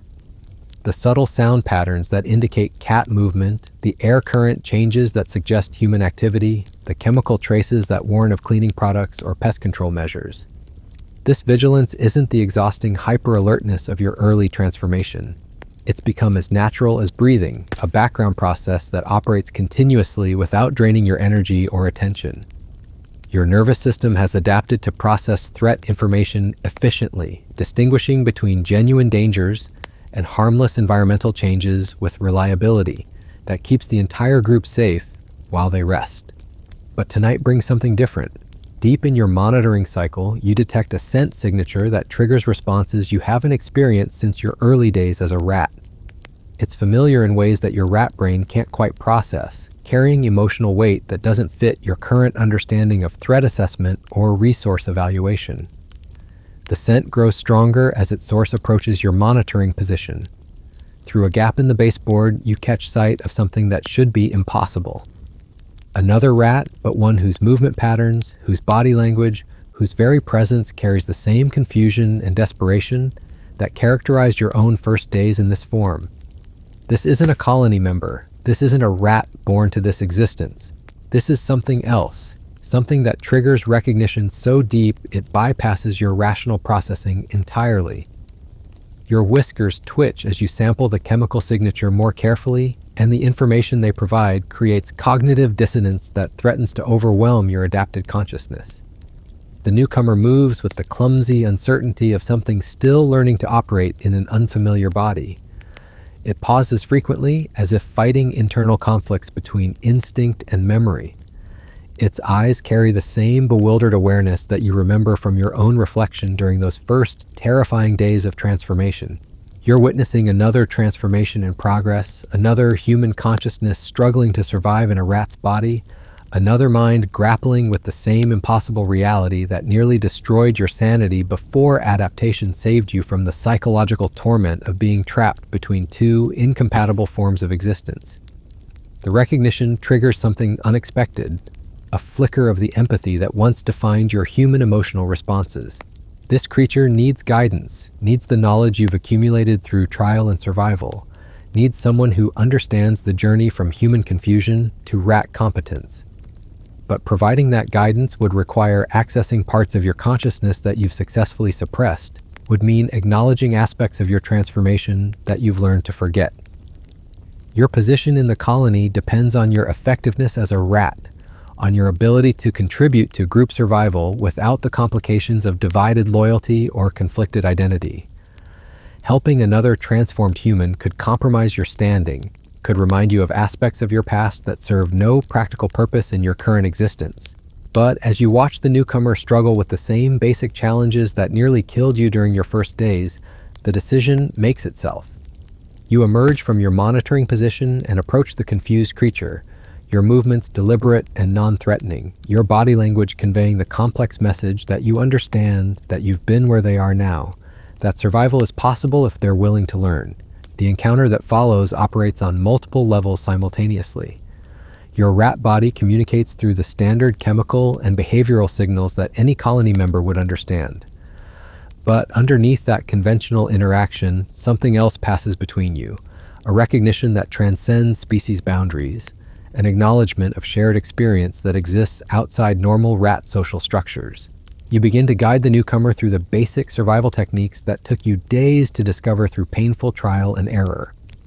Optimal movement patterns for avoiding detection, effective foraging strategies for maximizing caloric intake, safe routes between feeding areas and shelter locations. The information transfer happens through demonstration rather than explanation, your rat body teaching their rat body the skills necessary for immediate survival. But the teaching process triggers unexpected consequences in your own consciousness. Accessing the knowledge of your early transformation means remembering what it felt like to think like a human, to struggle with identity confusion, to mourn the loss of your former existence. These memories, carefully suppressed for days, surge back with intensity that threatens to destabilize the psychological adaptations that have made your current life possible. For the first time since joining the colony, you find yourself thinking in human concepts again. The newcomer's obvious distress reminds you of your own early suffering, of the psychological agony of being trapped in the wrong body, of the gradual erosion of everything that once defined your identity. The empathy you feel for their situation brings back awareness of your own losses, of the relationships and experiences and possibilities that died when you accepted your transformation. The conflict between rat efficiency and human empathy creates internal tension you haven't experienced since your early days of adaptation. Your colony responsibilities demand that you prioritize group survival over individual concerns. Your rat instincts insist that helping a confused newcomer could compromise your own position and endanger the established social structure. But something deeper, something that might still be recognizably human, compels you to continue the teaching process regardless of the personal cost. As the night progresses, you lead the newcomer through increasingly complex lessons in rat survival. How to navigate the colony's territorial boundaries without triggering defensive responses. How to interpret the chemical communication system that coordinates group activities. How to find your place in the social hierarchy through appropriate behavioral signals, rather than human concepts of negotiation or competition. But each lesson you teach reinforces your own memories of learning the same skills, of making the same transition from human confusion to rat competence. The psychological distance you've maintained from your transformation begins to collapse as you relive the experience through someone else's obvious struggle. The human consciousness you've successfully suppressed begins to reassert itself with each act of empathy, each moment of recognizing shared experience, each decision to prioritize another's welfare over your own survival optimization. By dawn, you've successfully guided the newcomer through their first night of genuine rat existence. They've learned enough to avoid immediate death, acquired sufficient skills to begin the longer process of psychological adaptation, gained access to resources that will sustain them while they complete their own transformation. Your teaching has been effective, your guidance potentially life-saving, your empathy functionally successful. But the cost to your own adapted consciousness has been severe. The human thoughts you've kept buried for days now operate alongside rat instincts, creating internal conflict that interferes with the smooth efficiency you've developed. The emotional responses you've suppressed return with compound interest, making you aware of losses you'd successfully forgotten, relationships you'd effectively abandoned, aspects of identity you'd learned to consider irrelevant. As you return to your position in the colony, you realize that helping the newcomer has fundamentally altered your own psychological state. You're no longer purely rat in your thinking, no longer fully adapted to your transformed existence. The human consciousness you thought you'd successfully eliminated has reasserted itself through the act of empathy, through the recognition of shared experience, through the decision to prioritize another's welfare over your own psychological stability. The other colony members sense the change immediately. Your chemical signatures carry new information, your behavioral patterns show subtle alterations, your social interactions reflect the internal conflict that now characterizes your mental state. You're still functional as a rat, still capable of contributing to group survival, but you're no longer the efficiently adapted creature you'd become through weeks of psychological evolution.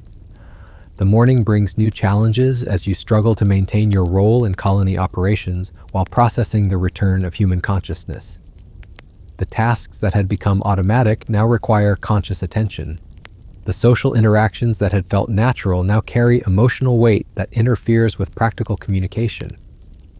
The survival strategies that had operated below conscious thought now compete with human moral considerations that serve no useful purpose in your current reality. You find yourself caught between two incompatible forms of consciousness, neither fully rat nor recognizably human, but something hybrid that carries the disadvantages of both without the full benefits of either.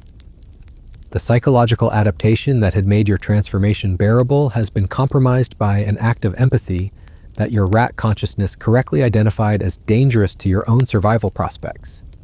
But as you watch the newcomer begin their own integration into colony life, as you see them benefit from the guidance you provided, as you witness another consciousness beginning the same journey from human confusion to rat competence, you realize that some aspects of humanity might be worth preserving even at the cost of perfect adaptation. The capacity for empathy, for recognizing shared experience, for helping others navigate challenges you've already overcome, these might be valuable contributions to survival that operate on scales larger than individual optimization. The question that haunts your hybrid consciousness as the day progresses isn't whether you can maintain your position in the colony while carrying human emotional responses. It's whether the aspects of humanity worth preserving can coexist with the rat instincts necessary for survival, or whether the attempt to maintain both will ultimately compromise your effectiveness at either form of existence.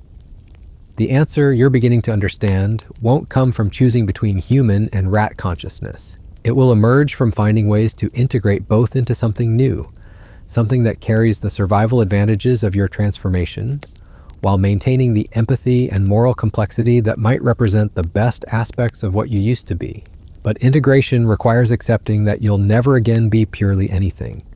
Never again have the psychological simplicity that made your recent rat existence so efficient and satisfying. You'll carry the burden of dual consciousness, the complexity of hybrid identity, the ongoing challenge of being something that doesn't fit neatly into either the human or rat categories of existence. As the house settles into its daily rhythms above your hidden world, you realize that your transformation isn't complete after all. It's entering a new phase, one that might be even more challenging than the original shift from human to rat consciousness.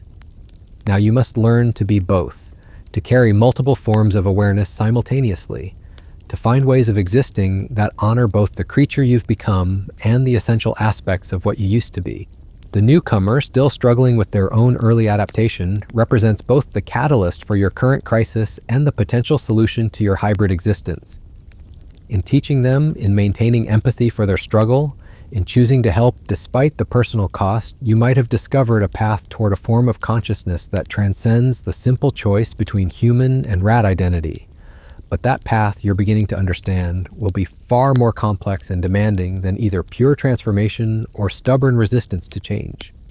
It will require developing new ways of thinking, new forms of identity, new methods of existing that have no precedent in either human or rat experience.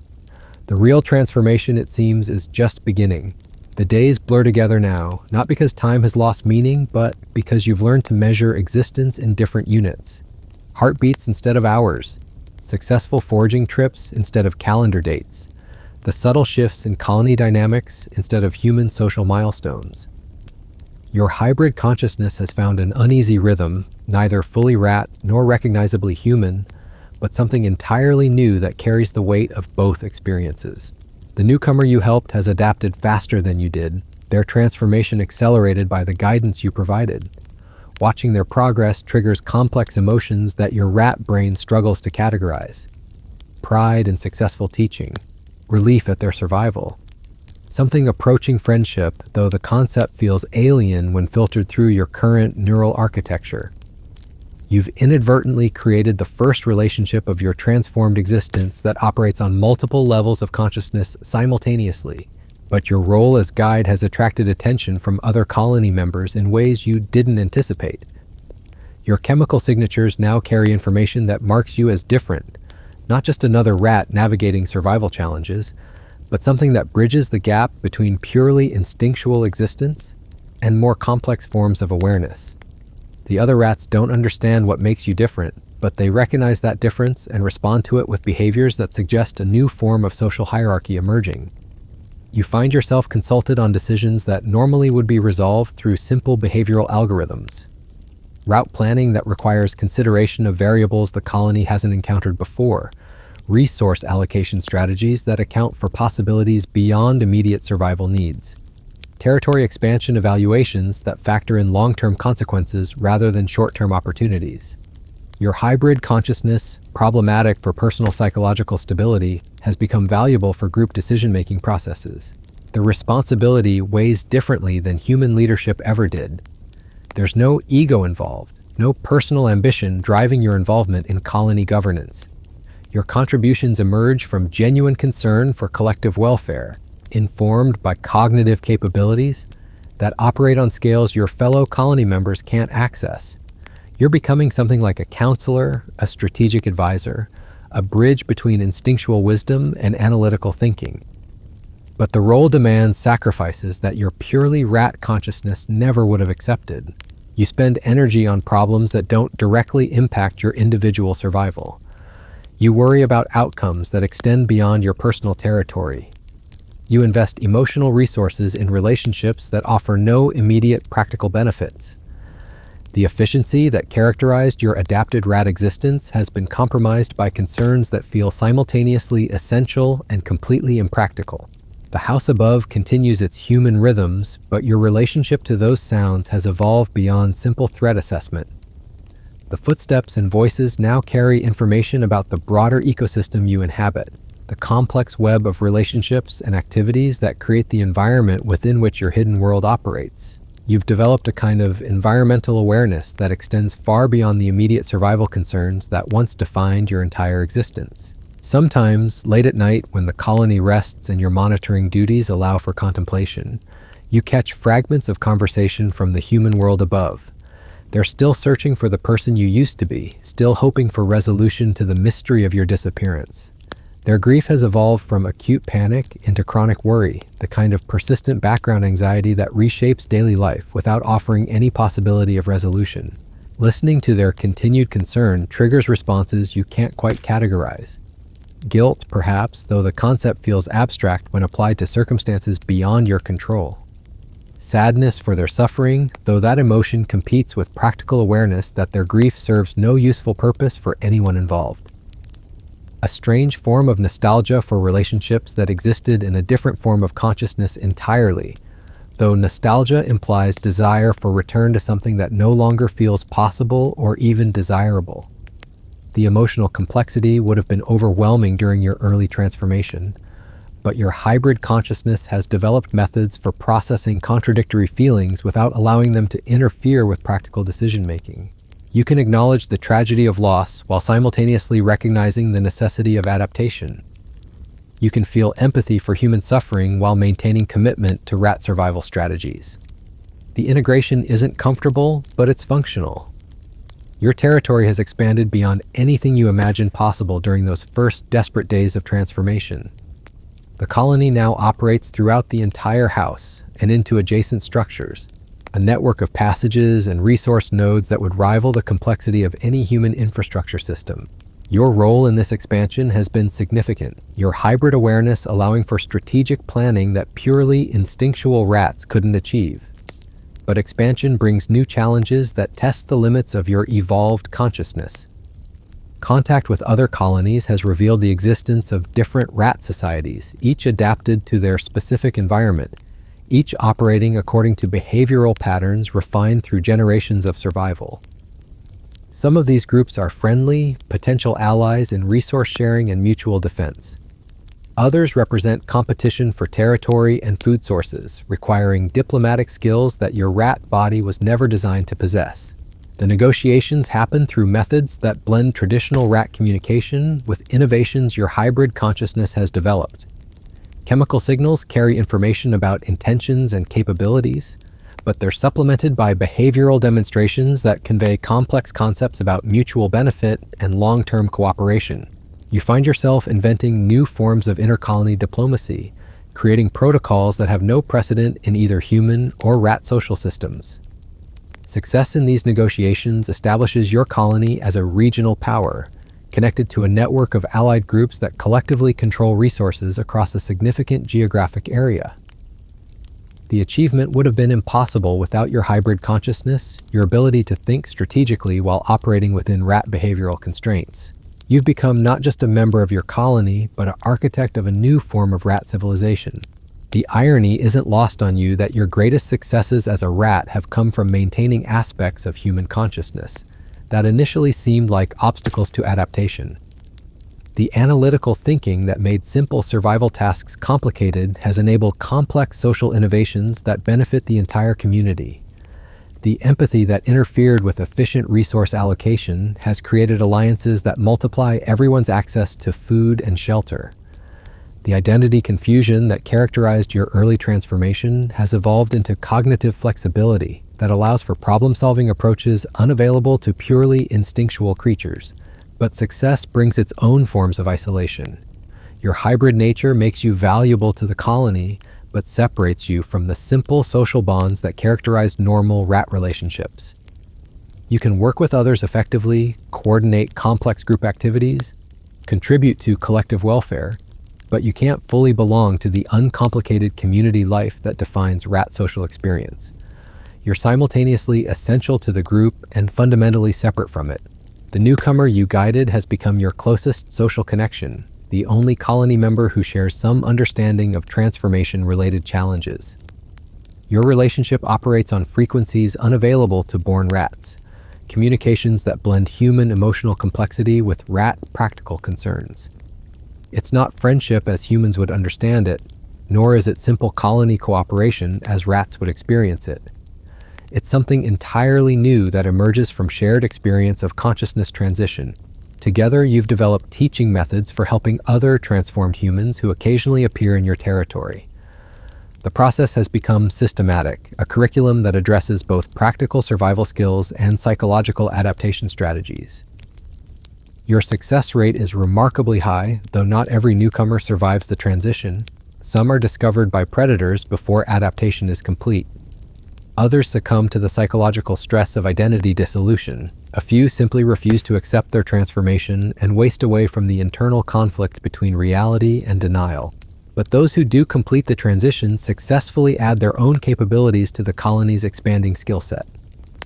Each brings different human backgrounds that translate into unique rat competencies. Former engineers contribute spatial reasoning abilities that improve nest construction. Ex-teachers develop communication techniques that enhance information transfer. Previous healthcare workers introduce hygiene practices that reduce disease transmission. The colony is becoming something unprecedented, a rat society that incorporates the accumulated knowledge of multiple human lifetimes. The transformation of your community has attracted attention from unexpected sources. Researchers studying urban wildlife have begun documenting unusual rat behavior patterns in your area. Sophisticated activities that don't fit established models of rodent intelligence and social organization. Their papers describe phenomena they can't adequately explain. Complex territorial negotiations, innovative problem-solving strategies, architectural achievements that seem to require planning capabilities beyond normal rat cognitive limits. You read their reports through Windows, your enhanced vision allowing you to process human text from distances that would have been impossible during your original form. The scientific community is puzzled by evidence of rat intelligence that exceeds all previous observations, but they lack the conceptual framework to understand what they're actually documenting. They're witnessing the emergence of a new form of consciousness, a hybrid society that combines human analytical capabilities with rat survival instincts. But their research paradigms can't accommodate such possibilities. The attention makes your community more cautious about visible activities, but it also validates the significance of what you've collectively achieved. You're not just surviving as transformed individuals, you're creating something genuinely innovative in the broader ecosystem. Your hybrid consciousness has become the foundation for a form of rat civilization that transcends the normal limitations of rodent social organization, while maintaining the practical advantages that make rat survival strategies so effective. But innovation comes with responsibilities that extend beyond your own survival or even your colony's welfare. Other transformed humans arrive regularly now, drawn by chemical signals that your community inadvertently broadcasts, seeking the guidance that could mean the difference between adaptation and death. Your teaching responsibilities have expanded into something approaching a calling, though the concept of vocation feels strange when applied to rat existence. Each new arrival brings their own challenges and capabilities, their own struggles with identity dissolution and behavioral adaptation. Some integrate smoothly into existing social structures. Others require extensive individual attention to overcome psychological barriers that interfere with practical skill acquisition. A few bring human knowledge so specialized that it revolutionizes aspects of colony operations you hadn't even recognized as problems requiring solutions. The most recent newcomer arrived with memories of urban planning and architectural engineering, human expertise that translated immediately into innovations in nest construction and tunnel design. Within days of their arrival, the colony's infrastructure had improved dramatically, incorporating design principles that maximize space utilization while minimizing structural vulnerability. Your community's living conditions now exceed anything possible for traditional rat populations, approaching the comfort levels of human habitation while maintaining the security advantages of hidden existence. But each improvement in your circumstances makes the gap between your community and normal rat society more apparent. You've become something unprecedented, neither fully rat nor recognizably human, but a hybrid civilization that operates according to principles drawn from both forms of consciousness. The success is gratifying, but it also highlights the impossibility of ever returning to simpler forms of existence, either human or purely rat. The complexity of your current life would have been unimaginable during those first desperate days of transformation.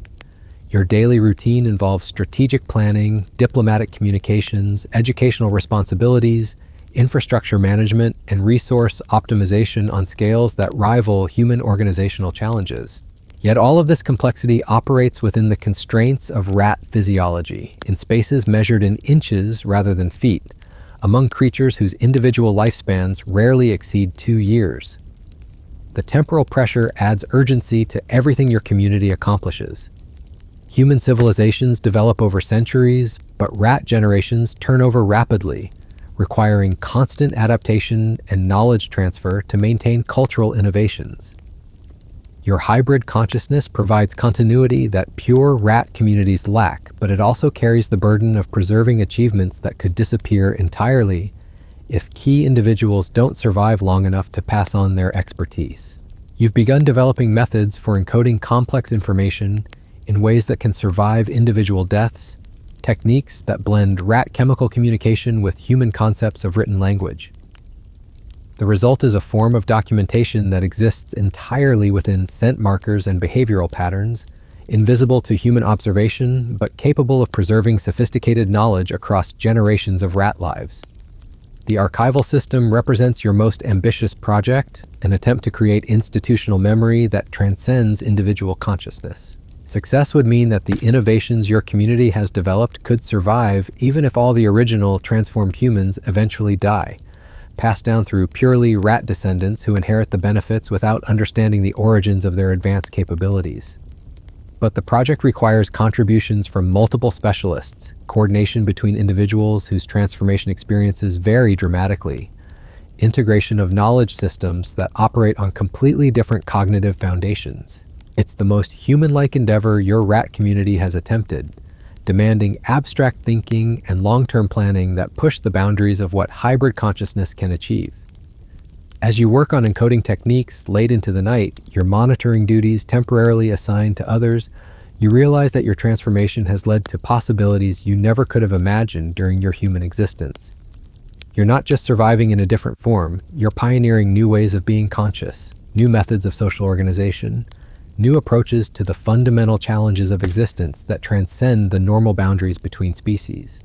The achievement feels simultaneously monumental and fragile, dependent on the continued survival and cooperation of creatures whose individual lives represent tiny fractions of human lifespans. Everything your community has built could disappear in a single catastrophic event, leaving no trace that any of this innovation ever existed. The impermanence adds poignancy to your work, but also urgency that drives you to accomplish as much as possible while circumstances allow. Tomorrow will bring new challenges, new opportunities, new arrivals seeking guidance through their own transformation journeys. Your hybrid consciousness has found its purpose in serving as a bridge between forms of existence, helping others navigate the impossible transition you've already completed, building something unprecedented from the intersection of human knowledge and rat survival instincts. The house settles into its nighttime rhythms above your hidden civilization, and you continue your work on preserving knowledge that might outlast your own existence. The rat who woke up confused and terrified just days ago has become the architect of something genuinely new in the world, something that exists in the spaces between human awareness and rat instinct, something that might represent the next stage in the evolution of consciousness itself. But evolution, you've learned, never guarantees survival. It only provides opportunities for adaptation that might succeed or might fail depending on countless variables beyond any individual's control. Your community's innovations increase the odds of success, but they can't eliminate the fundamental uncertainty that defines existence for any conscious creature, regardless of species or hybrid status. The work continues, driven by hope rather than certainty, by possibility rather than promise, by the simple faith that consciousness, in whatever form it takes, will find ways to persist and flourish even under the most unlikely circumstances. And in the darkness of your hidden world, surrounded by the quiet breathing of creatures like yourself, that faith feels strong enough to sustain whatever challenges tomorrow might bring. The sixth morning arrives with a discovery that changes everything you thought you understood about your situation. Deep in the newest section of your community's territory, you encounter something that shouldn't exist. Fresh scratches in the wood, too deliberate to be accidental, too complex to be made by ordinary rats. But it's not the markings themselves that stop your exploration entirely. It's what they spell out. Letters, human letters, carved with tiny claws into the soft pine of a support beam. A message so impossible that your hybrid consciousness struggles to process its implications. The scratches form words, crude but unmistakable, etched by someone with memories of human language but only rat tools to work with. Day 47, still remember, still me. Your whiskers tremble as you examine the carving more closely. The technique is familiar, the desperate precision of someone using claws the way human hands once used pencils. But the implications create a vertigo that threatens to overwhelm your carefully balanced psychological adaptation. Someone else has been counting days. Someone else has been fighting to maintain human consciousness. Someone else has found a way to document their experience without losing themselves entirely to rat instincts. The territory suddenly feels different, no longer just an expansion of resources, but a frontier where other hybrid consciousnesses might be struggling with the same challenges you've faced. You follow the scent trail leading away from the message, your enhanced senses detecting chemical signatures that carry the complexity you've learned to associate with transformation survivors. But these markers are older, more established, suggesting someone who has maintained dual consciousness far longer than your own community has existed. The trail leads through passages so narrow that even your rat body must compress to navigate them, into sections of the building's infrastructure that suggest extensive modification. Someone has been reshaping this space systematically, creating improvements that go far beyond simple nest construction. The engineering is sophisticated, incorporating principles that would be impossible for purely instinctual rats to conceive or implement. You emerge into a chamber that defies everything you thought you knew about the limitations of rat architecture. The space has been carved from the intersection of multiple support beams, expanded through careful removal of non-structural materials, lined with insulation gathered from throughout the building. But it's not just shelter, it's a workshop, a laboratory, a place where someone has been conducting experiments that blend rat capabilities with human scientific method. The equipment is improvised but functional. Tiny mirrors positioned to redirect light from distant sources. Collections of chemicals sorted by scent and labeled through a system of scratch marks that suggest a complex cataloging method. Specimens preserved in ways that demonstrate understanding of basic chemistry principles adapted to rat-scale resources. This isn't just survival, it's research. But the most stunning discovery sits in the chamber's center. A three-dimensional map of the entire neighborhood's underground infrastructure, constructed from materials so small that human eyes would never notice their absence. Streets, buildings, utility systems, all represented in miniature but perfect detail. The accuracy suggests someone with engineering background who has spent months gathering data and refining their representation of the broader environment. The map includes markings that indicate other colonies, other communities of what must be transformed humans operating throughout the urban landscape. Your own territory appears as just one node in a network that extends far beyond anything you imagined possible. Dozens of locations marked with symbols that suggest different specializations, different approaches to hybrid existence, different solutions to the challenges of maintaining consciousness across species boundaries. You're studying the implications when you hear movement behind you, not the familiar sounds of your own community members, but the deliberate footsteps of someone approaching with purpose rather than caution. Your rat instincts flood your system with alert chemicals, but your hybrid consciousness recognizes something in the movement patterns that suggests intelligence rather than threat. The figure that emerges from the shadows moves with confidence that comes from long familiarity with this space. Larger than most rats, but carrying themselves with posture that suggests human memories of upright locomotion. Their eyes hold the same complex awareness you've seen in your own reflection, the unmistakable sign of consciousness that transcends purely instinctual existence. Communication happens through methods you've never encountered before. Not the chemical signals of traditional rat interaction, nor the crude behavioral demonstrations you've developed with your own community. This creature has invented a gestural language that operates entirely through precise movements of paws and tail, a system sophisticated enough to convey abstract concepts with remarkable clarity. You're not from the original colonies, they signal with movements so fluid they must represent years of development. Your integration patterns are too recent, too unrefined, but your community work shows promise, unusual cooperation for such new consciousness transitions. The revelation that your community's innovations have been observed, evaluated, and found worthy of contact by someone with far more experience creates cognitive dissonance that takes several heartbeats to process. You've been thinking of yourselves as pioneers, as the first to successfully bridge human and rat consciousness. But this encounter suggests you're actually late arrivals to a phenomenon that has been developing for far longer than you realized. How many? You manage to signal back, your gestural vocabulary crude but apparently comprehensible. Hundreds, maybe thousands. The transformation has been happening for years, but most don't survive the transition. Those who do usually succumb to isolation or predation before achieving stable hybrid consciousness. Your community is unusual because you've maintained group cohesion while developing teaching methods. That's rare enough to warrant investigation. The information reframes everything you thought you understood about your situation. You're not unique cases struggling with unprecedented circumstances.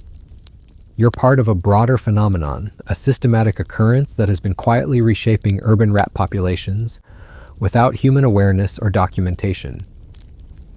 The scientific implications are staggering, but the immediate practical concerns are even more significant. Why now? Why contact us now? You signal, your movements becoming more confident as you adapt to the communication system. Because your community has reached critical mass, large enough to be sustainable, sophisticated enough to contribute to broader networks, stable enough to handle information about the bigger picture without psychological collapse. Most groups never reach this threshold. They remain isolated, focused entirely on immediate survival, never realizing they're part of something larger. The chamber suddenly feels smaller as you process the implications of being connected to a vast network of hybrid consciousness communities. Your carefully constructed understanding of your situation, your sense of pioneering something unprecedented, your community's pride in their innovations, all of it shifts into a different context where you're participants in rather than creators of this new form of existence. But the contact offers possibilities that dwarf any achievements your community has managed independently. Access to knowledge accumulated across years of hybrid consciousness development, connection to specialized communities with expertise in areas your group has barely begun to explore, integration into support networks that could ensure survival even if individual communities face catastrophic losses. What do you want from us? You signal, though part of you already suspects the answer. Contribution. Your community's teaching methods are more effective than anything we've documented. Your integration techniques produce higher survival rates among newcomers. Your diplomatic innovations have potential applications for inter-community relations throughout the network. We want to learn from your approaches while offering you access to resources that could accelerate your development exponentially. The proposal represents everything your hybrid consciousness has been working toward without consciously recognizing the goal. Connection to something larger than individual or even community survival. Purpose that extends beyond immediate practical concerns. The opportunity to contribute to developments that might represent the next stage in consciousness evolution. But accepting integration into the broader network would fundamentally alter your community's character. No longer pioneers developing solutions through trial and experimentation, but participants in established systems with protocols and expectations developed by others.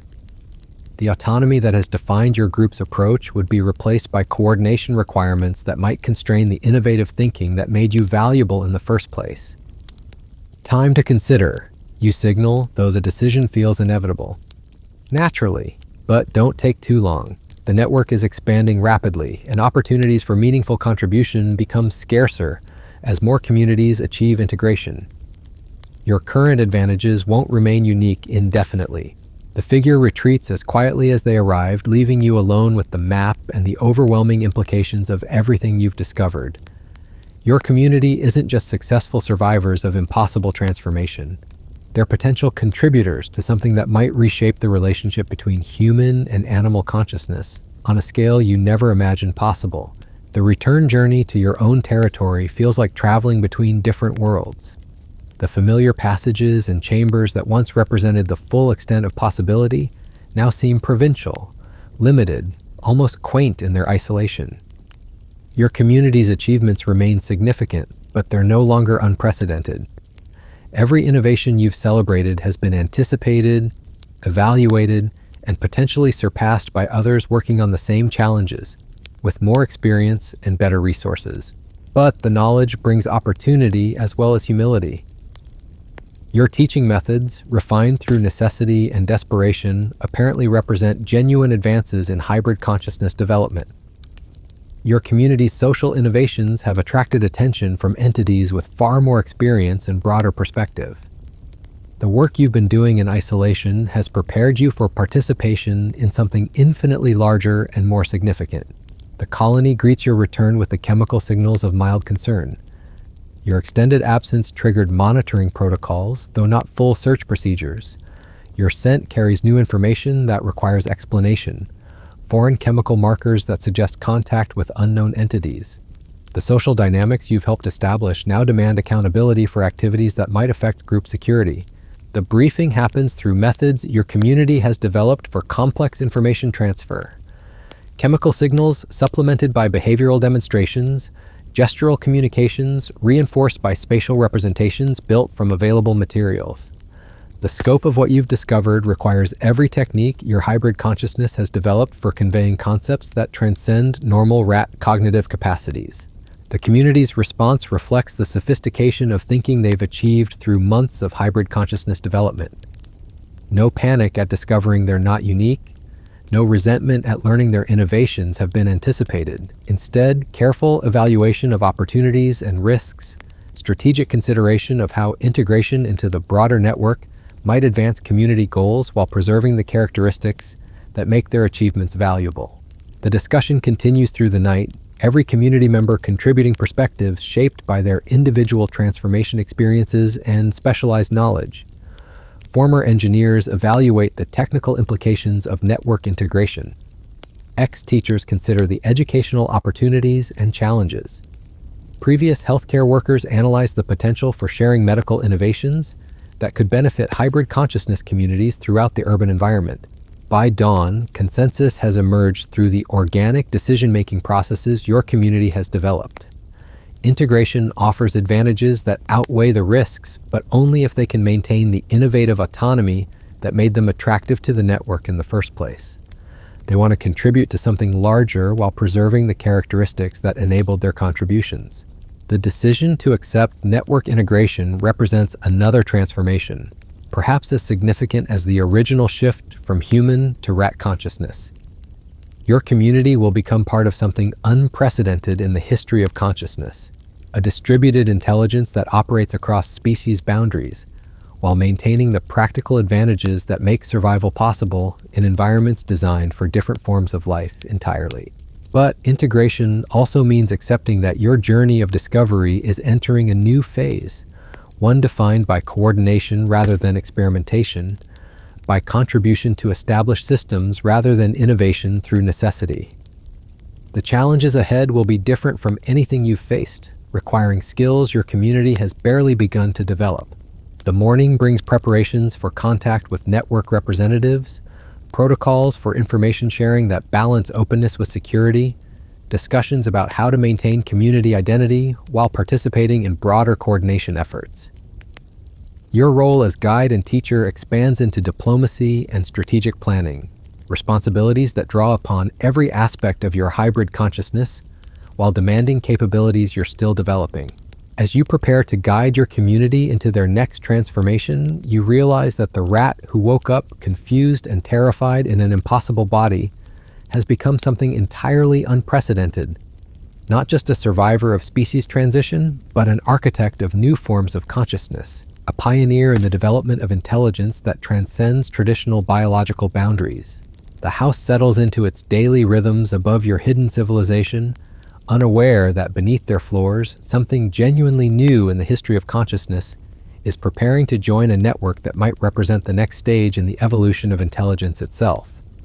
The transformation that began with individual survival has evolved into collective innovation, and now stands ready to contribute to developments that could reshape the relationship between mind and body, between human and animal awareness, between individual consciousness and distributed intelligence. Tomorrow will bring the first formal contact with network representatives, the beginning of integration into systems developed through years of hybrid consciousness experimentation.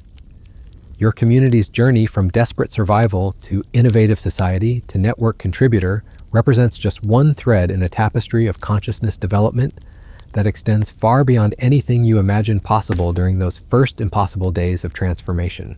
But transformation, you've learned, never ends. It only changes direction, revealing new possibilities that emerge from successful adaptation to challenges that initially seemed insurmountable.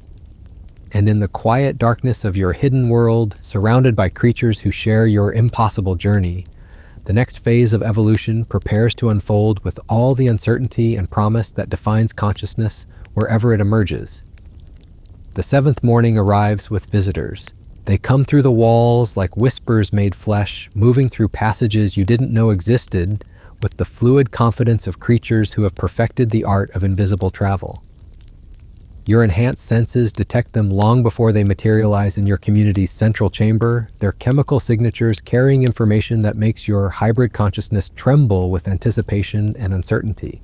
There are 3 of them, each representing different aspects of the network you're about to join.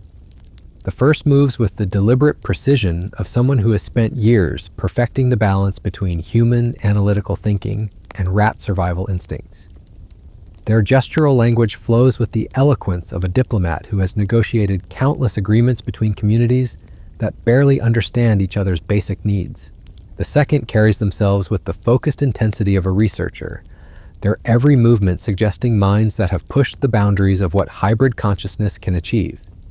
They sample the air with scientific precision, cataloging chemical information with methods that transform simple scent detection into complex data analysis. You recognize the approach because it mirrors your own evolution from desperate survival to systematic exploration of possibility. But it's the third visitor who captures your attention completely. Larger than any rat you've encountered, moving with authority that suggests not just individual competence, but genuine leadership of communities far more sophisticated than your own. Their presence fills the chamber with chemical signals that speak of power exercised wisely, of decisions that affect hundreds of hybrid consciousness entities, of responsibilities that extend far beyond immediate survival concerns. Your reputation precedes you, the diplomat signals with movements so refined they approach artistry. The teaching protocols you've developed have been observed and evaluated by network specialists throughout the urban grid. Your success rates with newcomer integration exceed anything in our current documentation. The information creates a strange mixture of pride and humility in your consciousness.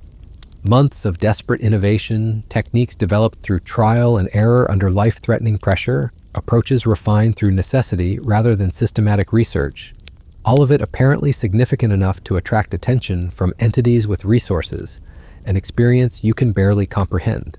But success rates are just the beginning, the researcher adds.